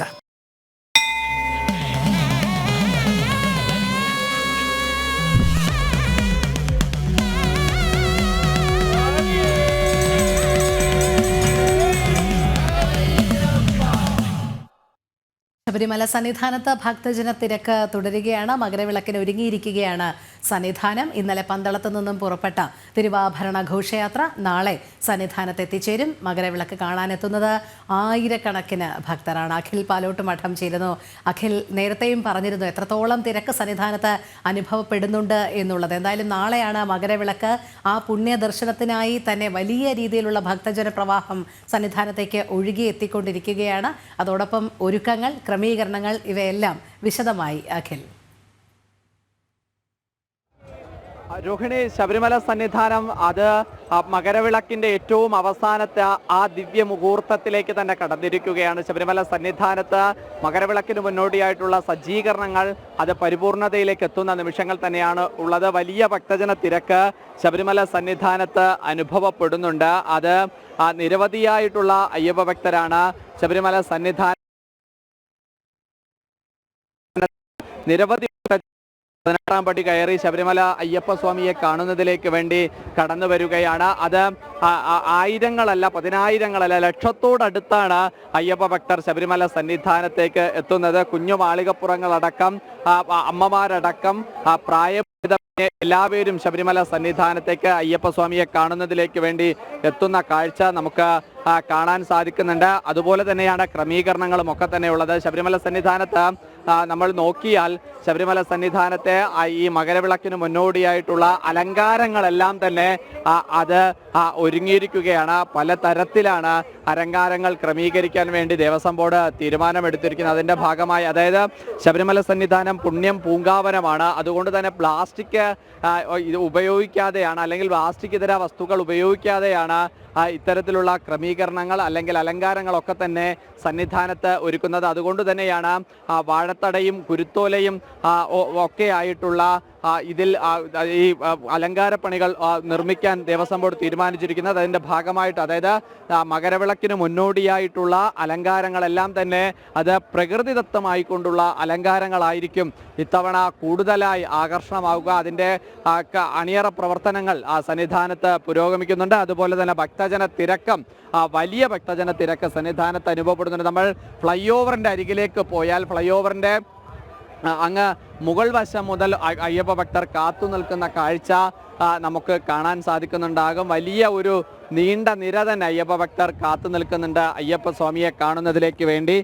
അയ്യപ്പ സ്വാമിയെ ഒരു നോക്ക് കണ്ട് തൊഴുത് അയ്യപ്പ സ്വാമിയുടെ അരികിലേക്ക് എത്തി ഭഗവാനോട് താൻ കൊണ്ടുവന്ന നെയ്യ് ഭഗവാന് സമർപ്പിച്ച് ഭഗവാൻ അത് അഭിഷേകം സായുജ്യമടയാൻ കാത്തു നിൽക്കുന്ന നിരവധി അയ്യപ്പ ഭക്തർ അണപൊട്ടി ഒഴുകുന്ന നദി പോലെ ഒഴുകിയെത്തുന്ന അയ്യപ്പ ഭക്തരെ നമുക്ക് കാണാൻ സാധിക്കുന്നുണ്ട്. അതിനോടൊപ്പമാണ് ക്രമീകരണങ്ങൾ കൂടി ചേർത്തു പറയാനുള്ളത്. ശബരിമല സന്നിധാനത്ത് മകരവിളക്കിനോടനുബന്ധിച്ച് സജ്ജമായ ക്രമീകരണങ്ങളാണ് ഏർപ്പെടുത്തിയിരിക്കുന്നത്. ഇന്നലെ മുതൽ തന്നെ ആ ക്രമീകരണങ്ങളിലേക്ക് പോയി എന്നതാണ്.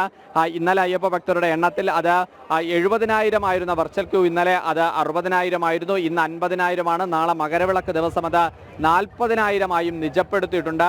അതോടൊപ്പം തന്നെ 10,000 ആയിരുന്ന വെർച്വൽ ക്യൂ അത് 5,000 നിജപ്പെടുത്തിയാണ് ശബരിമല ദർശനയ്ക്ക് എത്തുന്ന അയ്യപ്പ ഭക്തർക്ക് സുരക്ഷ ഒരുക്കുന്നതിന്റെ ഭാഗമായി ഒരു ക്രമീകരണം ഏർപ്പെടുത്തിയിരിക്കുന്നത്. പല ഭാഗങ്ങളിലായി, അതായത് മകരജ്യോതി കണ്ടു തൊഴുന്നതിന്റെ ഭാഗമായി പലയിടങ്ങളിലും സുരക്ഷാ ക്രമീകരണങ്ങളും ഒരുക്കിയിട്ടുണ്ട്. ഏകദേശം 5,000-ഓളം വരുന്ന പോലീസ് അയ്യപ്പന്മാരെ ഇതിനായി വിന്യസിച്ചിട്ടുണ്ട്. 1,500-ൽ പരം പോലീസ് ഉദ്യോഗസ്ഥരാണ് സന്നിധാനത്ത് മാത്രം ഇതിന് സുരക്ഷാ ക്രമീകരണങ്ങൾ. മറ്റു വിവിധ പമ്പ, നിലയ്ക്കല്, കോട്ടയം, ഇടുക്കി ഇങ്ങനെ 5ഓളം എല്ലാ ക്രമീകരണങ്ങളും അവിടെ പൂർത്തിയായിട്ടുണ്ട്. അയ്യപ്പ ഭക്തർക്ക് നിരവധി സൗകര്യങ്ങൾ മകരവിളക്ക് ദർശിക്കാനായി അവിടെ ഒരുക്കിയിട്ടുണ്ട്. ഉഷാ നെല്ലൂരിനെ പോലുള്ള പ്രേക്ഷകരും ചോദിക്കുന്നു, മകരവിളക്ക് ജനൻ ടി വിയിലൂടെ ഞങ്ങൾക്ക് കാണാൻ കഴിയില്ല. തീർച്ചയായും ജനൻ ടി വിയിലൂടെ പ്രേക്ഷകർക്ക് മകരവിളക്ക് ദർശിക്കാനുള്ള തത്സമയ ദൃശ്യങ്ങളും വിവരങ്ങളും ഒക്കെ തന്നെ നാളെ ഉണ്ടാകും. മകരജ്യോതി ദർശിച്ച ശേഷം പുല്ലുമേട് നിന്നും സന്നിധാനത്തേക്ക് തീർത്ഥാടകരെ കടത്തിവിടില്ല എന്ന് ഇടുക്കി ജില്ലാ കളക്ടർ വി വിഘ്നേശ്വരി. വന്യമൃഗങ്ങളുടെ സഞ്ചാരപാതയിൽ രാത്രി യാത്ര ഒരു കാരണവശാലും അനുവദിക്കാൻ കഴിയില്ല. തീർത്ഥാടകർ പുല്ലുമേട്ടിൽ മകരവിളക്ക് ദർശിച്ച ശേഷം തിരികെ സത്രത്തിലേക്ക് മടങ്ങണം. അടുത്ത ദിവസം രാവിലെ മാത്രമേ സന്നിധാനത്തേക്ക് യാത്ര അനുവദിക്കാനാകൂ. ശബരിമലയിൽ നിന്ന് പുല്ലുമേട്ടിലേക്ക് രാവിലെ 9 മുതൽ ഉച്ചയ്ക്ക് 2 വരെ യാത്ര ചെയ്യാം.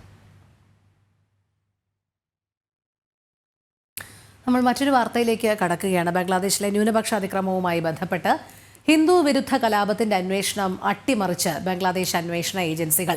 ന്യൂനപക്ഷങ്ങൾക്കെതിരെ നടന്നത് രാഷ്ട്രീയ പ്രേരിത അതിക്രമം. ഓഗസ്റ്റ് മാസത്തിൽ റിപ്പോർട്ട് ചെയ്ത 1415 കേസുകളിൽ 98% രാഷ്ട്രീയ പ്രേരിതം എന്നാണ് റിപ്പോർട്ട്. ഷെയ്ഖ് ഹസീന സർക്കാരിനെതിരെയുള്ള പ്രതിഷേധം ഏറ്റെടുത്തുകൊണ്ട് ജമാഅത്തെ ഇസ്ലാമി ഉൾപ്പെടെയുള്ള വർഗീയ സംഘടനകൾ ബംഗ്ലാദേശിൽ ന്യൂനപക്ഷങ്ങൾക്കെതിരെ കടുത്ത അതിക്രമം നടത്തുകയും ആരാധനാലയങ്ങൾ തകർക്കുകയും ചെയ്തിരുന്നു. ജിഷ്ണു കൃഷ്ണൻ ചേരുന്നുണ്ട് വിവരങ്ങളുമായി. ജിഷ്ണു, വലിയ രീതിയിലുള്ള മനുഷ്യാവകാശ ധ്വംസനങ്ങളും അതോടൊപ്പം ഹിന്ദു വിരുദ്ധ വേട്ടയും തന്നെയാണ് ബംഗ്ലാദേശിൽ അരങ്ങേറിയത്. പക്ഷേ അവിടുത്തെ അന്വേഷണ ഏജൻസികൾ പോലും ഇപ്പോൾ ഈ അന്വേഷണം അട്ടിമറിക്കുന്ന തരത്തിലാണ് റിപ്പോർട്ട് സമർപ്പിച്ചിരിക്കുന്നത്. ഇത് കേവലം രാഷ്ട്രീയ പ്രേരിത അതിക്രമം എന്നുള്ള ഭാഷ്യമാണ് അവർ നൽകുന്നത്. എന്താണ് വിവരങ്ങൾ?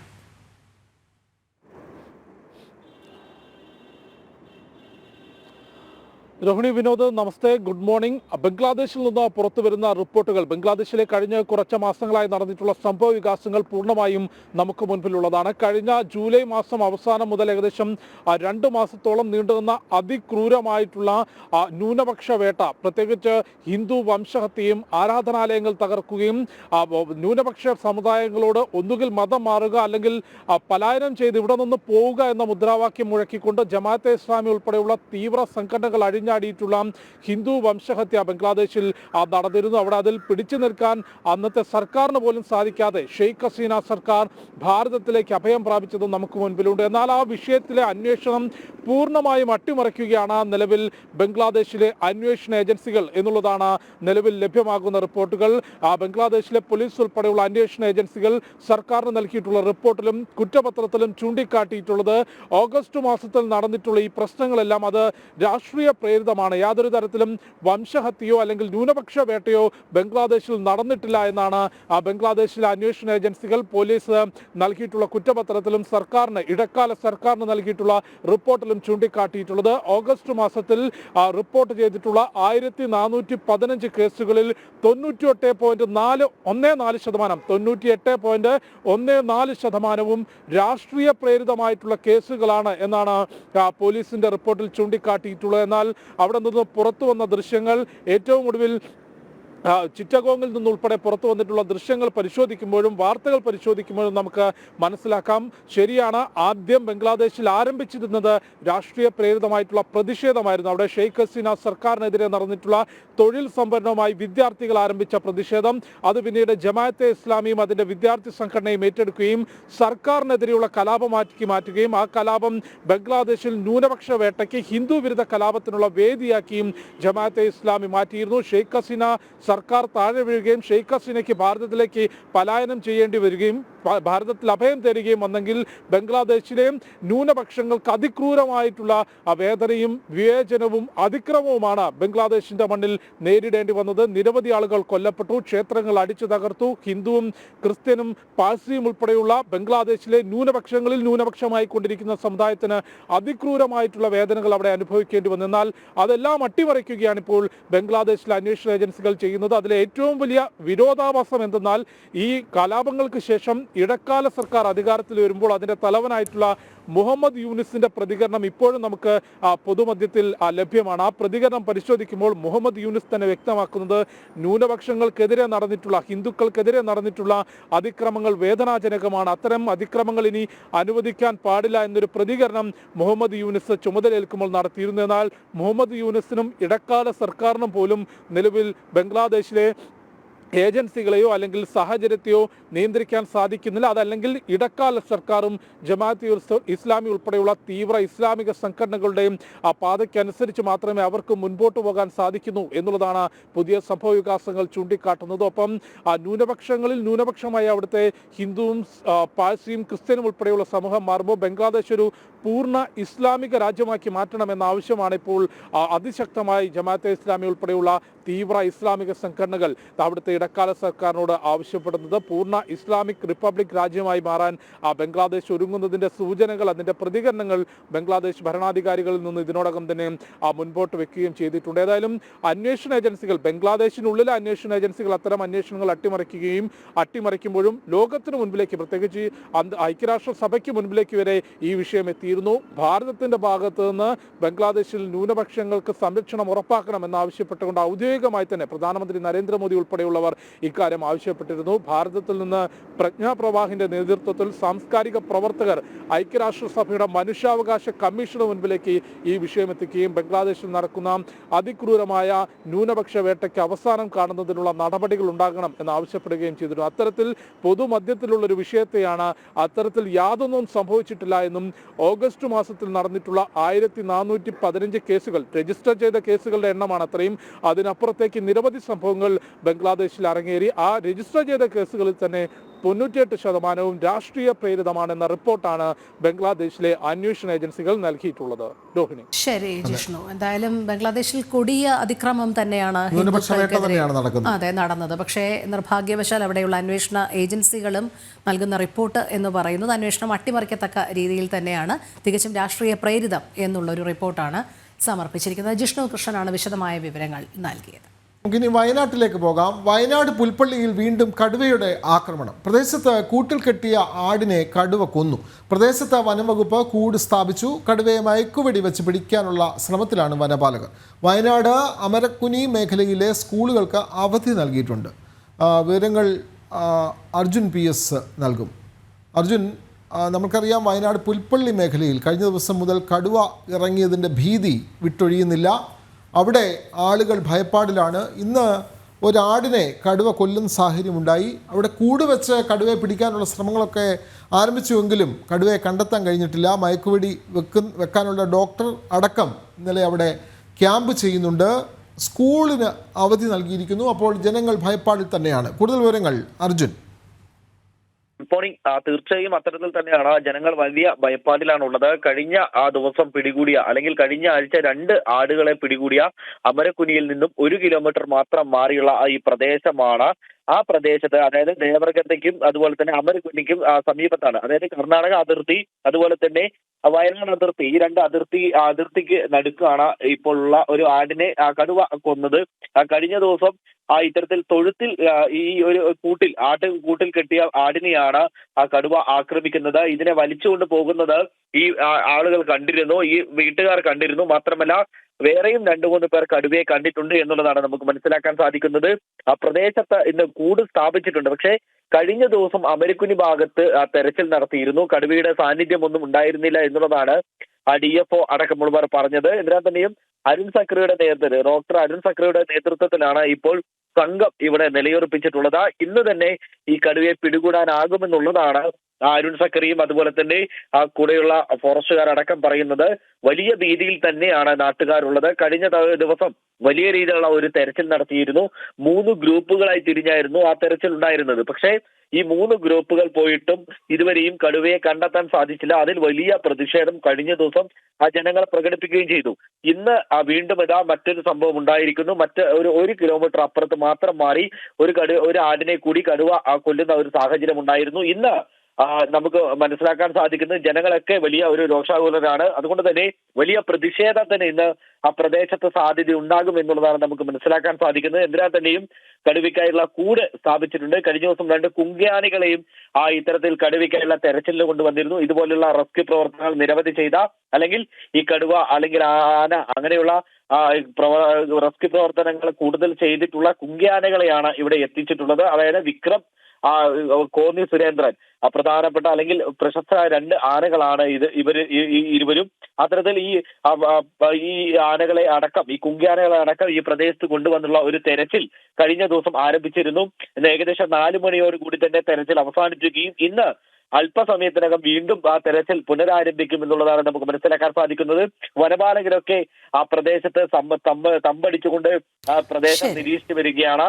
ഇതിൽ പ്രധാനമായിട്ട് നമുക്ക് ഒരു പ്രശ്നം എന്ന് പറയുന്നത് ഇതുവരെയും ഈ വനം വകുപ്പ് സ്ഥാപിച്ച ക്യാമറയിൽ ഇതുവരെയും കടുവ തെളിഞ്ഞിട്ടില്ല, കടുവയുടെ സാന്നിധ്യം കണ്ടെത്തിയിട്ടില്ല എന്നുള്ളതാണ്. അതെ, അത് തന്നെയാണ്. വലിയ രീതിയിലുള്ള സന്നാഹങ്ങളൊക്കെ കടുവയെ പിടികൂടാൻ ഒരുക്കുന്നുണ്ട്. പക്ഷേ ഇതുവരെ കടുവയെ പിടികൂടാൻ സാധിക്കാത്തതിന്റെ ഒരു ആശങ്ക ജനങ്ങൾക്കുമുണ്ട്. ഇപ്പോൾ CPM സംസ്ഥാന സെക്രട്ടറി MV ഗോവിന്ദൻ മാധ്യമങ്ങളെ കാണുകയാണ് തത്സമയത്തിലേക്ക്. വെളിച്ചം പോലെ എല്ലാവർക്കും വ്യക്തത വന്നിരിക്കുകയാണ്.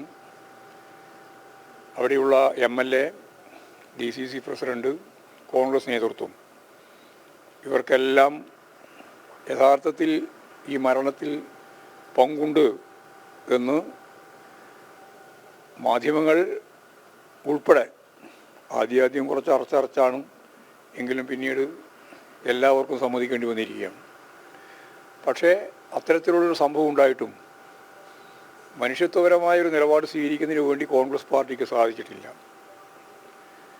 സുധാകരൻ്റെ പ്രതികരണം പരിശോധിച്ചാലും അതേപോലെ പ്രതിപക്ഷ നേതാവിൻ്റെ പ്രതികരണം നമ്മൾ കണ്ടപ്പോഴും എല്ലാം കുടുംബത്തെയും ആത്മഹത്യ ചെയ്ത വിജയനെയും കുറ്റപ്പെടുത്തുന്ന രീതിയിലുള്ള നിലപാടാണ് സ്വീകരിച്ചിട്ടുള്ളത്.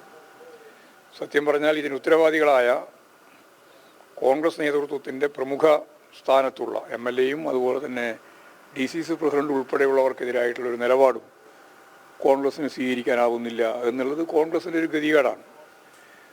കൊലപാതകം അംഗീകരിക്കുകയും ധീരജിൻ്റെ കൊലപാതകവുമായിട്ട് ബന്ധപ്പെട്ട് ഇടുക്കി എഞ്ചിനീയറിംഗ് കോളേജിലെ എല്ലാവരുടെയും സ്നേഹാദരവ് പിടിച്ചു പറ്റിയിട്ടുള്ള ചെറുപ്പക്കാരനായിരുന്നു ധീരജ്.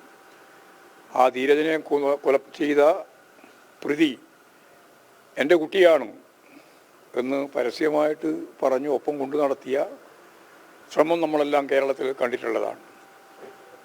ഇങ്ങനെയുള്ള സംഭവങ്ങളൊക്കെ ഉണ്ടാകുമ്പോൾ അതിനാവശ്യമായ രീതിയിലുള്ള നിലപാടുകൾ സ്വീകരിച്ചു പോകുന്ന സമീപനം ഏത് പാർട്ടിയായാലും എടുക്കണം. അത് കോൺഗ്രസ് പാർട്ടി ഒരിക്കലും എടുത്ത നിലപാടതല്ല, തെറ്റായ നിലപാടാണ് വിജയനും അതുപോലെ ആ കുടുംബത്തിനുമെതിരായിട്ട് ചെയ്തിട്ടുള്ളത്. ഗൗരവതരമായിട്ടുള്ള കുറ്റം തന്നെയാണ് നിർവഹിച്ചിട്ടുള്ളത്. അതിനെതിരായ നിലപാടുണ്ടാവണം, നടപടി ഉണ്ടാവണം. പോലീസ് ഇപ്പോൾ കൃത്യമായിട്ട് അന്വേഷണം നടത്തിക്കൊണ്ടിരിക്കുന്നു. മുൻകൂർ ജാമ്യം 15-ാം തീയതി വരെ അറസ്റ്റ് ചെയ്യരുത് എന്ന വിവരം ലഭിച്ചതിന് ശേഷമാണ് അദ്ദേഹം പ്രത്യക്ഷപ്പെട്ടില്ലെങ്കിലും ഒരു പോസ്റ്റ് കർണാടകത്തിൽ നിന്ന് നൽകിയിട്ടുള്ളത്. അപ്പോൾ അണ്ടർഗ്രൗണ്ടിലാണ് MLA പൂർണ്ണമായിട്ടും അണ്ടർഗ്രൗണ്ടിൽ പോകുന്ന ഒരവസ്ഥയിലേക്ക് എത്തിയിരിക്കുകയാണ്. അദ്ദേഹം ഇപ്പോൾ പറയുന്നത് 15-ാം തീയതി വരെ അറസ്റ്റ് ചെയ്യരുത് എന്ന കോടതിയുടെ വിധി വന്നപ്പോൾ ഞാൻ ഇവിടെ ഉണ്ട്, ഇവിടെ കർണാടകത്തിൽ എവിടെയോ ഉണ്ട് എന്ന് അദ്ദേഹം പറഞ്ഞിരിക്കുകയാണ്. ജനങ്ങളിൽ നിന്ന് ഒളിച്ചോടുകയാണ് ചെയ്യുന്നത്. ഇതുപോലുള്ള സംഭവങ്ങൾ ഒരാളെ എങ്ങനെയാണ് യഥാർത്ഥത്തിൽ ജനങ്ങൾക്ക് ഇടയിലേക്ക് വരാൻ സാധിക്കാത്ത ഒരവസ്ഥ സൃഷ്ടിക്കുന്നത് എന്നുള്ളതിൻ്റെ തെളിവാണ്. അപ്പോൾ ആ രീതിയിലെല്ലാം IC ബാലകൃഷ്ണൻ ഉൾപ്പെടെയുള്ള കോൺഗ്രസ് നേതൃത്വം എടുത്തുകൊണ്ടിരിക്കുന്ന സമീപനം ജനങ്ങളുടെ മുമ്പിൽ തുറന്നു കാണിക്കപ്പെട്ടിട്ടുണ്ട്.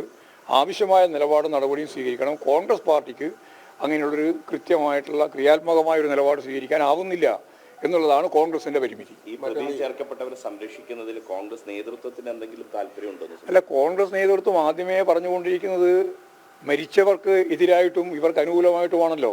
പിന്നെ പങ്കുണ്ടോ എന്നുള്ള ചോദ്യത്തിന് പ്രസക്തിയില്ല. അവർ തന്നെയാണ് എല്ലാ തരത്തിലും അവരാണ് സംരക്ഷിക്കുന്നത്. അവർ തന്നെ പറഞ്ഞത് ഞങ്ങൾ സംരക്ഷിക്കും എന്ന് പരസ്യമായിട്ട് പറയുന്ന. വയനാട് DCC ഭാരവാഹി മരിച്ചതുമായി ബന്ധപ്പെട്ട കാര്യത്തിലാണ് MV ഗോവിന്ദന്റെ പ്രതികരണം. MLA ഇക്കാര്യത്തിൽ തികച്ചും കുറ്റക്കാരനാണ് എന്നുള്ള തരത്തിലാണ് MV ഗോവിന്ദൻ. പക്ഷേ കോൺഗ്രസ് നേതൃത്വം യാതൊരു തുടർ നടപടിയും സ്വീകരിക്കുന്നില്ല എന്നുള്ള ആക്ഷേപം കൂടിയാണ് അദ്ദേഹം ഉന്നയിക്കുന്നത്. നമുക്ക് മറ്റു വാർത്തകളിലേക്ക് പോകുമ്പോൾ ഇതേ വിഷയത്തിൽ തന്നെയാണ് പ്രതിപക്ഷ നേതാവ് VD സതീശനും CPM സെക്രട്ടറി MV ഗോവിന്ദനും ഇന്ന് വയനാട്ടിലെത്തുകയാണ്. വയനാട്ടിലെത്തുന്ന ഇരുവരും ആത്മഹത്യ ചെയ്ത NM വിജയന്റെ വീട്ടിൽ സന്ദർശനം നടത്തിയേക്കും. DCC ട്രഷററുടെ ആത്മഹത്യയ്ക്ക് പിന്നിൽ ജില്ലയിലെ കോൺഗ്രസ് നേതാക്കൾ അന്വേഷണം നേരിടുകയാണ്. നിയമന തട്ടിപ്പും കോഴയും അടക്കമുള്ളവയിൽ പോലീസ് കേസ് രജിസ്റ്റർ ചെയ്ത് അന്വേഷണവുമായി മുന്നോട്ട് പോകുന്നതിനിടയിലാണ് നേതാക്കൾ എത്തുന്നത്. അർജുൻ PS ചേരുന്ന വിവരങ്ങളുമായി. അർജുൻ, NM വിജയന്റെ വീട് സന്ദർശിക്കുന്നതിനായി ഇന്ന് പ്രതിപക്ഷ നേതാവ് VD സതീശൻ എത്തുന്നുണ്ട്. അതോടൊപ്പം തന്നെ CPM സംസ്ഥാന സെക്രട്ടറിയും എത്തുന്നു. കോൺഗ്രസ് നേതൃത്വം കൃത്യമായ ഇടപെടൽ ഈ വിഷയത്തിൽ ചെയ്യുന്നില്ല എന്ന് മാത്രമല്ല ആരോപണ വിധേയരെ സംരക്ഷിക്കുന്ന നിലപാടാണ് സ്വീകരിക്കുന്നത് എന്നാണ് CPM ആരോപിക്കുന്നത്.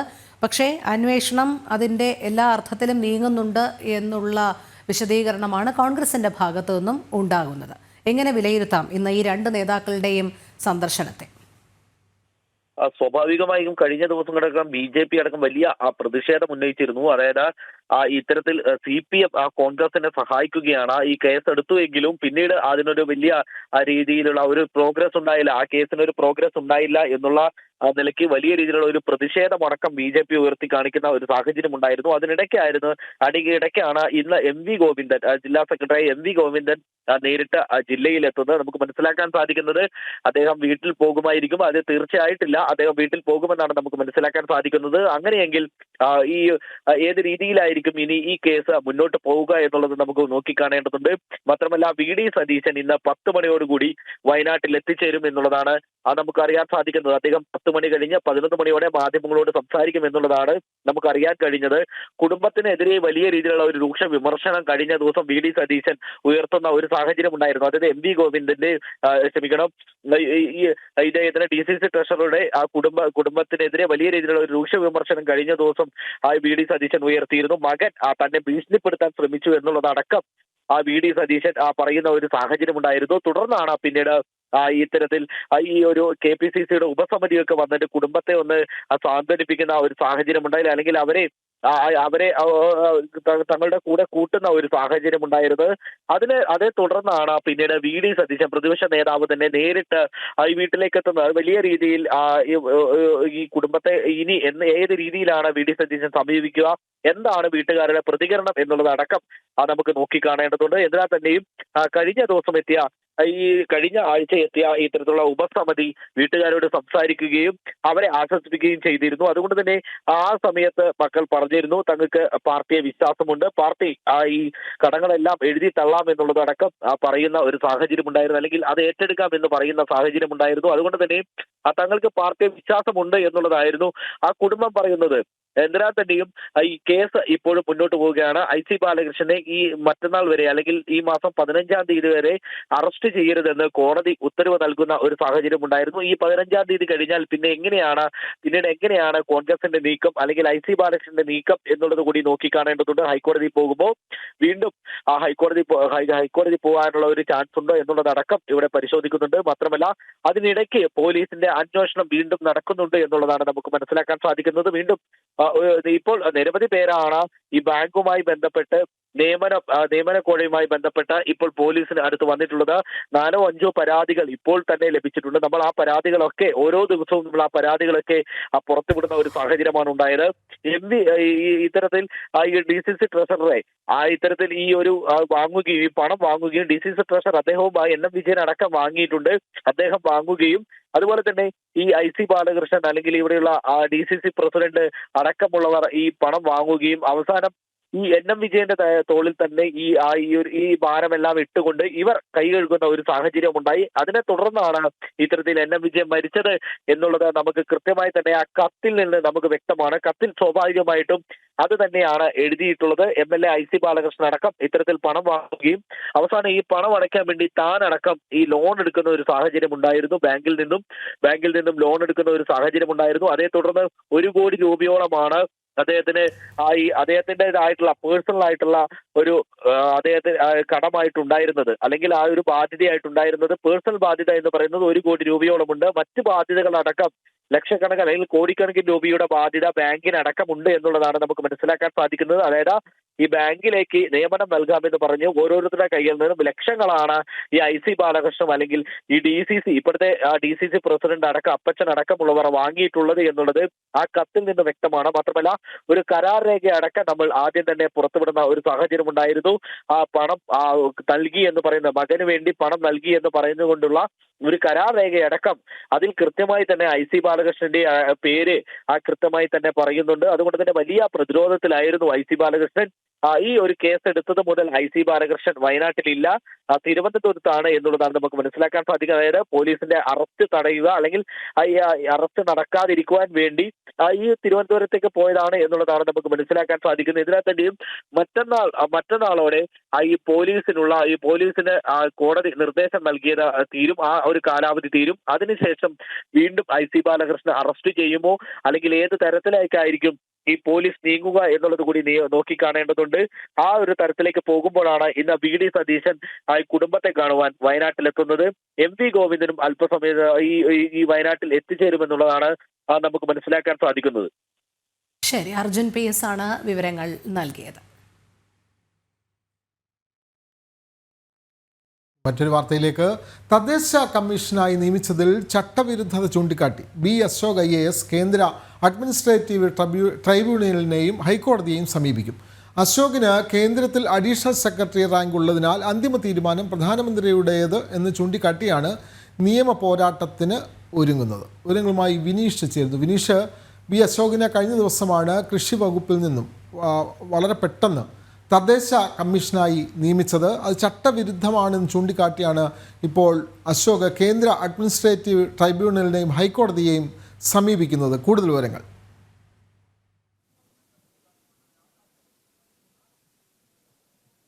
തീർച്ചയായിട്ടും വിനോദ് സൂചിപ്പിച്ചതുപോലെ തന്നെ ഒരു പെട്ടെന്നുള്ള ഒരു തീരുമാനമായിരുന്നു സർക്കാരിന്റെ ഭാഗത്തുനിന്ന് ഉണ്ടായത്. പ്രധാനമായും കൃഷി വകുപ്പിന്റെ പ്രിൻസിപ്പൽ സെക്രട്ടറി ചുമതലയായിരുന്നു B. അശോക് നേരത്തെ വഹിച്ചുകൊണ്ടിരുന്നത്. അതിൽ നിന്ന് വകുപ്പ് മന്ത്രി പോലും കൃഷി വകുപ്പ് മന്ത്രി പോലും അറിയാതെയുള്ള ഒരു പെട്ടെന്നുള്ള അല്ലെങ്കിൽ നടപടിയിലേക്കാണ് സർക്കാർ കടന്നിരിക്കുന്നത്. വകുപ്പ് മന്ത്രിക്ക് പോലും ഈ വിഷയത്തിൽ അമർഷമുണ്ട്, കൃഷി വകുപ്പ് മന്ത്രിക്ക് പോലും ഈ വിഷയത്തിൽ അമർഷമുണ്ട് എന്നാണ് നമുക്ക് മനസ്സിലാക്കാൻ സാധിക്കുന്നത്. നിലവിൽ തദ്ദേശ കമ്മീഷനായി നിയമിച്ചുകൊണ്ടാണ് B. അശോകിന്റെ പുതിയ ചുമതല കഴിഞ്ഞ ദിവസം നിശ്ചയിച്ചത്. ഇതിനെതിരെ ആണ് B. അശോക് ഇപ്പോൾ രംഗത്തെത്തിയിരിക്കുന്നത്. പ്രത്യേകിച്ച് ചട്ടവിരുദ്ധമായ നടപടിയാണ് സംസ്ഥാന സർക്കാരിന്റെ ഭാഗത്തുനിന്നുണ്ടായത്. അത് ഒരിക്കലും അംഗീകരിക്കാൻ സാധിക്കില്ല എന്ന നിലപാട് B. അശോക് ഉന്നയിക്കുന്നുണ്ട്. ഒപ്പം തന്നെ നേരത്തെ IAS തലത്തിലെ വലിയ രീതിയിലുള്ള ചേരിപ്പോരുകൾ നിലനിന്ന സാഹചര്യത്തിൽ പ്രശാന്ത് IAS പല ഘട്ടങ്ങളിലും പ്രശാന്ത് IAS അനുകൂലമായ നിലപാടുകൾ സ്വീകരിച്ചിരുന്നതും B. അശോക് ആയിരുന്നു. ആ അനുകൂല സാഹചര്യങ്ങൾ പ്രശാന്തിന് അനുകൂല സാഹചര്യം ഒരുക്കി പ്രശാന്തിന് അനുകൂലമായ നിലപാടുകൾ സ്വീകരിച്ചതിലുള്ള വൈരാഗ്യം തന്നെയാണ് ഇത്തരത്തിലുള്ള ഉദ്യോഗസ്ഥലത്തിലുള്ള വൈരാഗ്യം തന്നെയാണ് ഇത്തരത്തിലുള്ള നീക്കത്തിലേക്ക് കടന്നിരിക്കുന്നത് എന്നതാണ് ഉയരുന്ന പ്രധാന ആക്ഷേപം. ഒപ്പം തന്നെ വകുപ്പ് മന്ത്രി പോലും അറിയാതെ B. അശോകിനെ നീക്കിയതിന് പിന്നിൽ ഗൂഢാലോചനയുണ്ട് എന്ന് സംബന്ധിച്ചുള്ള ആക്ഷേപങ്ങളും വിവിധ കോണുകളിൽ നിന്ന് ഉയരുന്നുണ്ട്. ഒപ്പം ഇപ്പോൾ തദ്ദേശ സ്വയംഭരണ വകുപ്പിന്റെ കമ്മീഷനായി നിയമിച്ചിരിക്കുന്നതിൽ പോലും ചട്ടവിരുദ്ധത ഉണ്ട് എന്ന് കാണിച്ചുകൊണ്ടാണ് B. അശോക് ട്രിബ്യൂണലിന് പരാതി നൽകാൻ സമീപിക്കുന്നത്. ഒപ്പം ഹൈക്കോടതിയെ സമീപിക്കാനുള്ള തീരുമാനത്തിലേക്കും B. അശോക് കടന്നിരിക്കുന്നു. ഒപ്പം തന്നെ B. അശോകിന് കേന്ദ്രത്തിൽ അഡീഷണൽ സെക്രട്ടറി റാങ്ക് ഉള്ള സാഹചര്യത്തിൽ അന്തിമ തീരുമാനം എടുക്കേണ്ടത് പ്രധാനമന്ത്രിയാണ്. അതുകൊണ്ട് തന്നെ പ്രധാനമന്ത്രിയുടെ ഈ വിഷയവും ചൂണ്ടിക്കാണിച്ചായിരിക്കും താൻ കോടതിയെ സമീപിക്കുക എന്ന നിലപാടിലേക്കാണ് B. അശോക് കടന്നിരിക്കുന്നത്. ഒപ്പം തന്നെ തദ്ദേശ കമ്മീഷണറായി ചുമതല B. അശോക് ഏറ്റെടുക്കുമോ എന്ന കാര്യത്തിലും ഇപ്പോഴും വ്യക്തത വന്നിട്ടില്ല. എന്തായിരുന്നാലും നിലവിലെ സാഹചര്യത്തിൽ B. അശോക് നിയമ പോരാട്ടത്തിനോട് ഒരുങ്ങുന്നു എന്ന് തന്നെയാണ് നമുക്ക് മനസ്സിലാക്കാൻ സാധിക്കുന്നത്. വിനോദം. വി അശോക് നിയമ പോരാട്ടത്തിലേക്ക് തന്നെ പോവുകയാണ്. ട്രിബ്യൂണലിനെയും ഹൈക്കോടതിയൊക്കെ അദ്ദേഹം സമീപിക്കാൻ പോവുകയാണ്. വിവരങ്ങൾ നൽകുകയായിരുന്നു വിനീഷ്.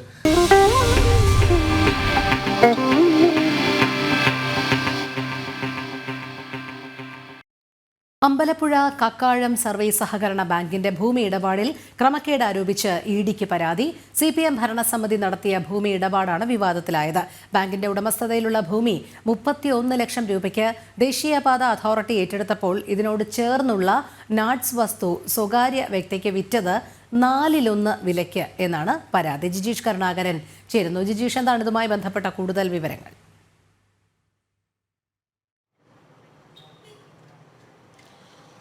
രോഹിണി, ഈ കക്കാഴം സർവീസ് സഹകരണ ബാങ്കിന്റെ ഭൂമി ഇടപാടിൽ അടിമുടി ക്രമക്കേട് നടന്നു എന്ന ഒരു പരാതി തന്നെയാണ് എൻഫോഴ്സ്മെന്റ് ഡയറക്ടറേറ്റിന് മുന്നിൽ എത്തിയിരിക്കുന്നത്. ഈ പരാതി വിശദമായ പരിശോധിച്ച് തുടർ നടപടികളിലേക്ക്, അല്ലെങ്കിൽ ആ പരാതിയുമായി ബന്ധപ്പെട്ട പ്രാഥമികമായ തന്നെയുള്ള ഒരു പരിശോധനയാണ് എൻഫോഴ്സ്മെന്റ് ഡയറക്ടറേറ്റ് ഈ ഒരു ഘട്ടത്തിൽ പ്രധാനമായും നടത്തുന്നത്. കക്കാഴം സർവീസ് സഹകരണ ബാങ്കിന്റെ ഉടമസ്ഥതയിൽ ദേശീയപാതയുടെ ഓരത്ത് തന്നെ ഉണ്ടായിരുന്ന 15.5 സെന്റ് ഭൂമിയുടെ ഇടപാടിലാണ് കോടികളുടെ നഷ്ടം അത് ബാങ്കിനുണ്ടാക്കിയത് എന്ന കാര്യമാണ് ചൂണ്ടിക്കാണിക്കപ്പെടുന്നത്. ഈ പരാതിയിൽ ഉയർത്തിയിരിക്കുന്നത് ബാങ്കിന്റെ ഭാരവാഹി CPMന്റെ നിയന്ത്രണത്തിലാണ്. CPM അമ്പലപ്പുഴ മുൻ ഏരിയ സെക്രട്ടറിയായ ഓമനക്കുട്ടൻ പ്രസിഡന്റായ ഭരണസമിതിക്കെതിരെയാണ് എൻഫോഴ്സ്മെന്റ് ഡയറക്ടറേറ്റിന് മുന്നിൽ ഇപ്പോൾ പരാതി ലഭിച്ചിരിക്കുന്നത്. ഈ പരാതിയിൽ പ്രധാനമായും ചൂണ്ടിക്കാണിക്കുന്ന കാര്യമെന്ന് പറയുന്നത് വലിയ നഷ്ടം ബാങ്കിന് ഇതുമായി ബന്ധപ്പെട്ടുള്ള ഭൂമി ഇടപാടിൽ വരുത്തിയിരിക്കുന്നു. ഇത് പുനപ്ര സ്വദേശിയായ രാജു എന്നയാളാണ് ഈ പരാതി നൽകിയത്. 15.5 സെന്റിൽ 3 സെന്റ് 186 ചതുശ്ര ലിങ്സ് ഭൂമിയാണ് ദേശീയപാത വികസനത്തിന് വേണ്ടി ഏറ്റെടുത്തപ്പോൾ അതിന് പ്രതിഫലമായി ലഭിച്ചത് 31 ലക്ഷം രൂപയായിരുന്നു.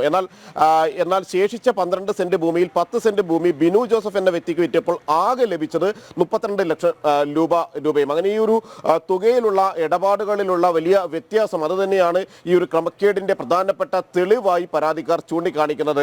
അത്തരത്തിൽ ഏറ്റവും കുറഞ്ഞ വിലയ്ക്ക് ഭൂമി ഇടപാടുകൾ നടത്തിക്കൊണ്ട് വലിയ തോതിലുള്ള സാമ്പത്തിക ക്രമക്കേടുകൾ ഇവിടെ നടന്നിട്ടുണ്ട് എന്ന കാര്യമാണ് ചൂണ്ടിക്കാണിക്കുന്നത്. ഇതിൽ നികുതി ഇനത്തിലോ അല്ലാതെയോ തട്ടിപ്പ് നടന്നു എന്ന കാര്യമാണ് സംശയകരമായി ഉള്ളത്. അത്തരം കാര്യങ്ങളിലാണ് പരിശോധന വേണ്ടത്. മാത്രമല്ല, ഇതിൽ കള്ളപ്പണ സാധാരണ നില എൻഫോഴ്സ്മെന്റ് ഡയറക്ടറേറ്റിന്റെ ഇടപാടുകൾ എന്ന് പറയുന്നത് ഇതുമായി ഭൂമി ഇടപാടിൽ വിനിയോഗിച്ച പണത്തെക്കുറിച്ചടക്കമുള്ള കാര്യങ്ങളിൽ എൻഫോഴ്സ്മെന്റ് ഡയറക്ടറേറ്റിന്റെ അന്വേഷണം സാധാരണഗതിയിൽ ഇത്തരം പരാതികൾ ലഭിക്കുമ്പോൾ ഉണ്ടാകാറുണ്ട്. അങ്ങനെ അത്തരം കാര്യങ്ങളെല്ലാം തന്നെ ഉൾപ്പെടുത്തുന്നതായിരിക്കും ഈ ഒരു അന്വേഷണം ഉണ്ടാവുക.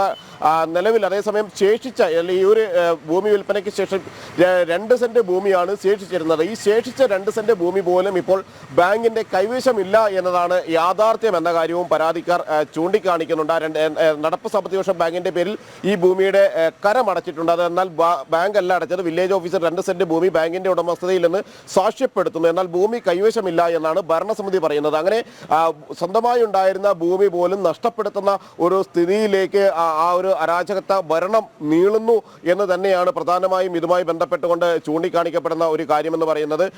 മാത്രമല്ല, ഭരണസമിതിയുടെ അനാസ്ഥയിൽ ഇത്തരത്തിൽ ഭൂമി അന്യാധീനപ്പെട്ടു പോവുകയാണ് എന്നും ചൂണ്ടിക്കാണിക്കുന്നു. ഭൂമിയുടെ കൈമാറ്റത്തിലൂടെ ദേശീയപാതയ്ക്ക് അഭിമുഖമായി ഉണ്ടായിരുന്ന ഭൂമി വിറ്റ് പകരം സെന്റ് കുറഞ്ഞ വിലക്ക് ഭൂമി വാങ്ങി എന്നതടക്കമുള്ള കാര്യങ്ങളാണ് പ്രധാനമായും ആക്ഷേപമായി നിലനിൽക്കുന്നത്.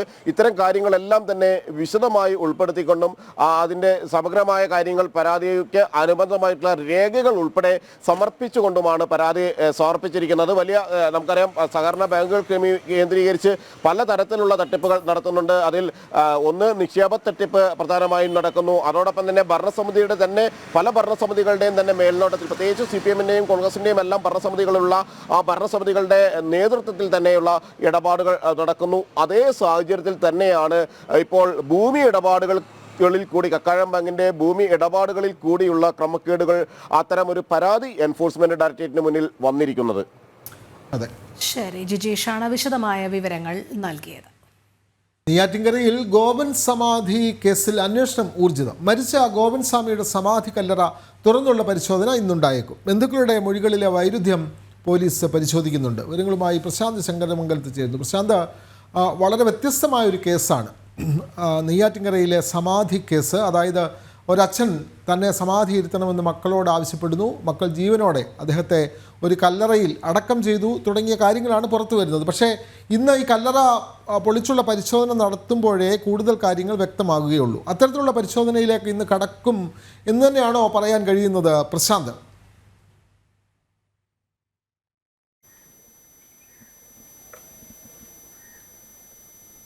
വിനോദ് ജീവനോടെയാണോ സമാധി ഇരുത്തിയത് എന്ന കാര്യത്തിൽ പോലീസിന് സംശയമുണ്ട്. അതായത് അതിനൊരു ഉറപ്പ് ഇതുവരെ വന്നിട്ടില്ല.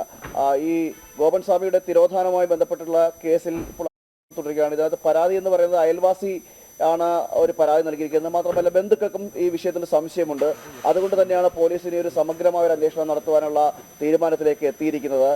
ഈ കേസിൽ ഈ ഗോപൻ സ്വാമിയുടെ മകൻ രാജസേനൻ പറയുന്നത് അച്ഛൻ സമാധി ആവും എന്ന് നേരത്തെ അറിയിച്ചു. അങ്ങനെ സ്ഥലത്ത് പോയിരിക്കുകയും സമാധിയാവുകയും ചെയ്തു. അതിനുശേഷമാണ് തങ്ങൾ മറ്റ് ശേഷക്രിയകളുടെ ഭാഗമായിട്ട് ഈ കല്ലറ കൂട്ടി അടക്കുന്ന സംസ്കാര ക്രിയകളടക്കം ചെയ്തതെന്നാണ് ഈ ഗോപൻ സ്വാമിയുടെ മകനായ രാജസേനൻ പറയുന്നത്. എന്നാൽ പ്രദേശവാസികളും അതോടൊപ്പം തന്നെ ബന്ധുക്കളും പറയുന്നത് ഗോപൻ സ്വാമി കുറച്ച് അധികം കാലമായി കിടപ്പിലായിരുന്നു, നടക്കാൻ സാധിക്കാത്ത അവസ്ഥയിലായിരുന്നു എന്നാണ് പറയുന്നത്. അതുകൊണ്ട് തന്നെ ഈ മക്കളുടെ വാക്കുകൾ വിശ്വാസത്തിലെടുക്കാൻ കഴിയില്ല, അന്വേഷണം വേണമെന്ന് പ്രദേശവാസി കഴിഞ്ഞ ദിവസം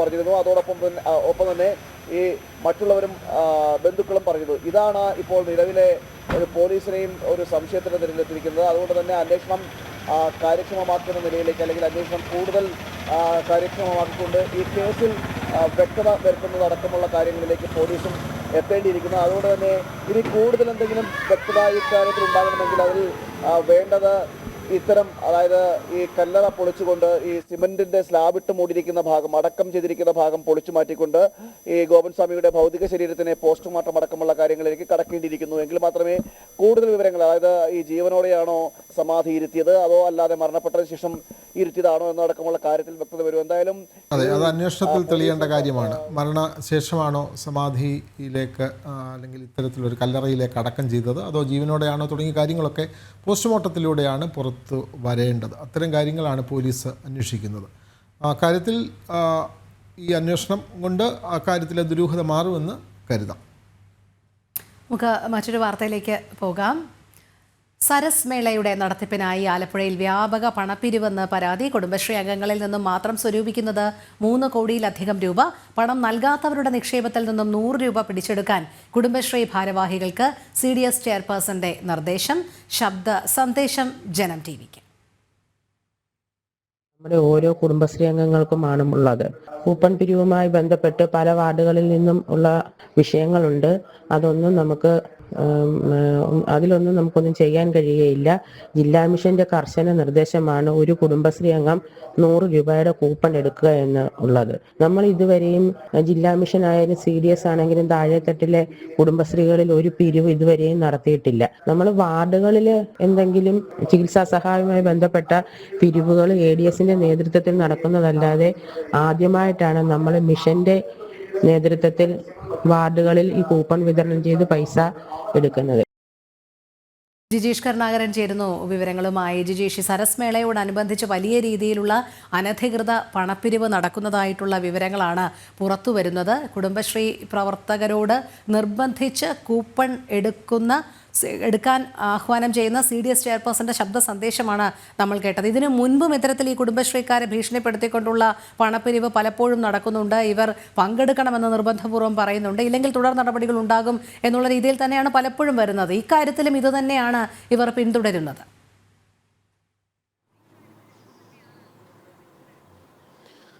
തീർച്ചയായും രോഹിണി പറഞ്ഞതുപോലെ തന്നെ ഇത് ആദ്യത്തെ സംഭവമല്ല. സാധാരണഗതിയിൽ ഇത്തരത്തിൽ കുടുംബശ്രീ അംഗങ്ങളെ പരമാവധി ഇത്തരം കാര്യങ്ങളുടെ ഭാഗമാക്കുക, അല്ലെങ്കിൽ പാർട്ടി സമ്മേളനങ്ങളുടെ പരിപാടികൾക്ക്, പൊതു പരിപാടികൾക്ക്, അല്ലെങ്കിൽ CPMുമായി ബന്ധപ്പെട്ട പരിപാടികൾക്ക്, സർക്കാരുമായി ബന്ധപ്പെട്ട പരിപാടികൾക്കെല്ലാം അവരെ നിർബന്ധിച്ച് അതിൻ്റെ ഭാഗമാക്കി മാറ്റുന്ന, ഭീഷണിപ്പെടുത്തി അത്തരത്തിൽ നിരവധി CDS ചെയർപേഴ്സന്മാരുടെയും ബന്ധപ്പെട്ട അധികാരികളുടെയും എല്ലാം ശബ്ദരേഖകൾ പല ഘട്ടങ്ങളിലായി നമുക്ക് തന്നെ പുറത്തുവിടാൻ കഴിഞ്ഞിട്ടുണ്ട്. അത്തരത്തിൽ ഏറ്റവും ഒടുവിലാണ് ഈ ഒരു ശബ്ദ സന്ദേശവും അതുമായി ബന്ധപ്പെട്ട നീക്കങ്ങൾ കൂടി പുറത്തു വരുന്നത് എന്നതാണ് ഏറ്റവും പ്രധാനം. അതായത് ആലപ്പുഴയിൽ നടക്കുന്ന സരസ് മേളയുടെ നടത്തിപ്പിനായിട്ടാണ് ഈ പണപ്പിരിവ് നടത്തുന്നത്. ഓരോ കുടുംബശ്രീ അംഗങ്ങളും 100 രൂപ വീതം നൽകണമെന്ന നിർദ്ദേശമാണ് നൽകുന്നത്. അത്തരത്തിൽ പണം നൽകാത്തവരുടെ നിക്ഷേപത്തിൽ നിന്ന് ആ പണം പിരിക്കണം എന്നുകൂടി പറയുന്നിടത്താണ് ഈ ഒരു പിടിച്ചുപറിയുടെ, അല്ലെങ്കിൽ കുടുംബശ്രീ നടത്തുന്ന അത്തരത്തിൽ പണം സാധാരണക്കാരായ കുടുംബശ്രീ അംഗങ്ങളുടെ പണപ്പിരിവ് ബലം പ്രയോഗിച്ച് അവരിൽ നിന്ന് പണപ്പിരിവ് നടത്തുന്ന നിലയിലേക്ക് കാര്യങ്ങൾ പോകുന്നത്. ഈ മാസം 20 മുതൽ 31 വരെ ആലപ്പുഴയിലെ ചെങ്ങന്നൂരിൽ സംഘടിപ്പിക്കുന്ന സരസ് മേളയുടെ ചെലവ് കണ്ടെത്താനാണ് ഈ ഒരു പണപ്പിരിവ് എന്ന കാര്യമാണ് ചൂണ്ടിക്കാണിക്കുന്നത്. 3 ലക്ഷത്തിലധികം വരുന്ന ആകെ അംഗങ്ങൾ ആ ഭാഗത്ത് എന്ന് പറയുന്നത് 3 ലക്ഷത്തോളം അംഗങ്ങളാണ്. 3 ലക്ഷത്തോളം അംഗങ്ങളിൽ നിന്നാണ് ഈ ഒരു പണപ്പിരിവ് 100 രൂപ വീതം പിരിക്കാനുള്ള കാര്യങ്ങൾ നടത്തുന്നത്.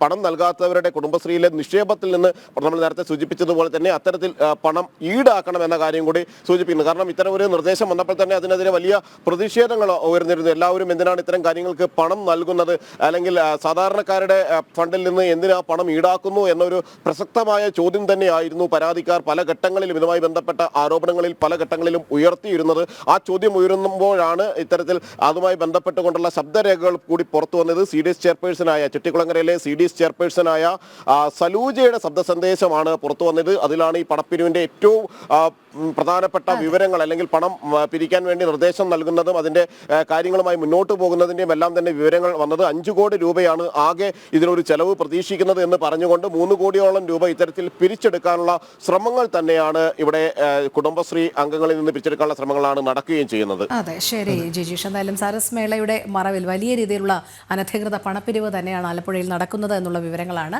ജിജീഷ് കരുണാകരൻ നൽകിയത്. ഈ റിപ്പോർട്ടോടുകൂടി നമുക്ക് സമയം അവസാനിക്കുകയാണ്. പുത്തൻപുലരിയുടെ സമയം ഇവിടെ അവസാനിക്കുന്നു. ഇനി ലൈവ് റിപ്പോർട്ട്സ് കാണാം. ലൈവ് റിപ്പോർട്ട്സുമായി നിഖിൽ ചേരും. നമസ്തേ. നമസ്തേ.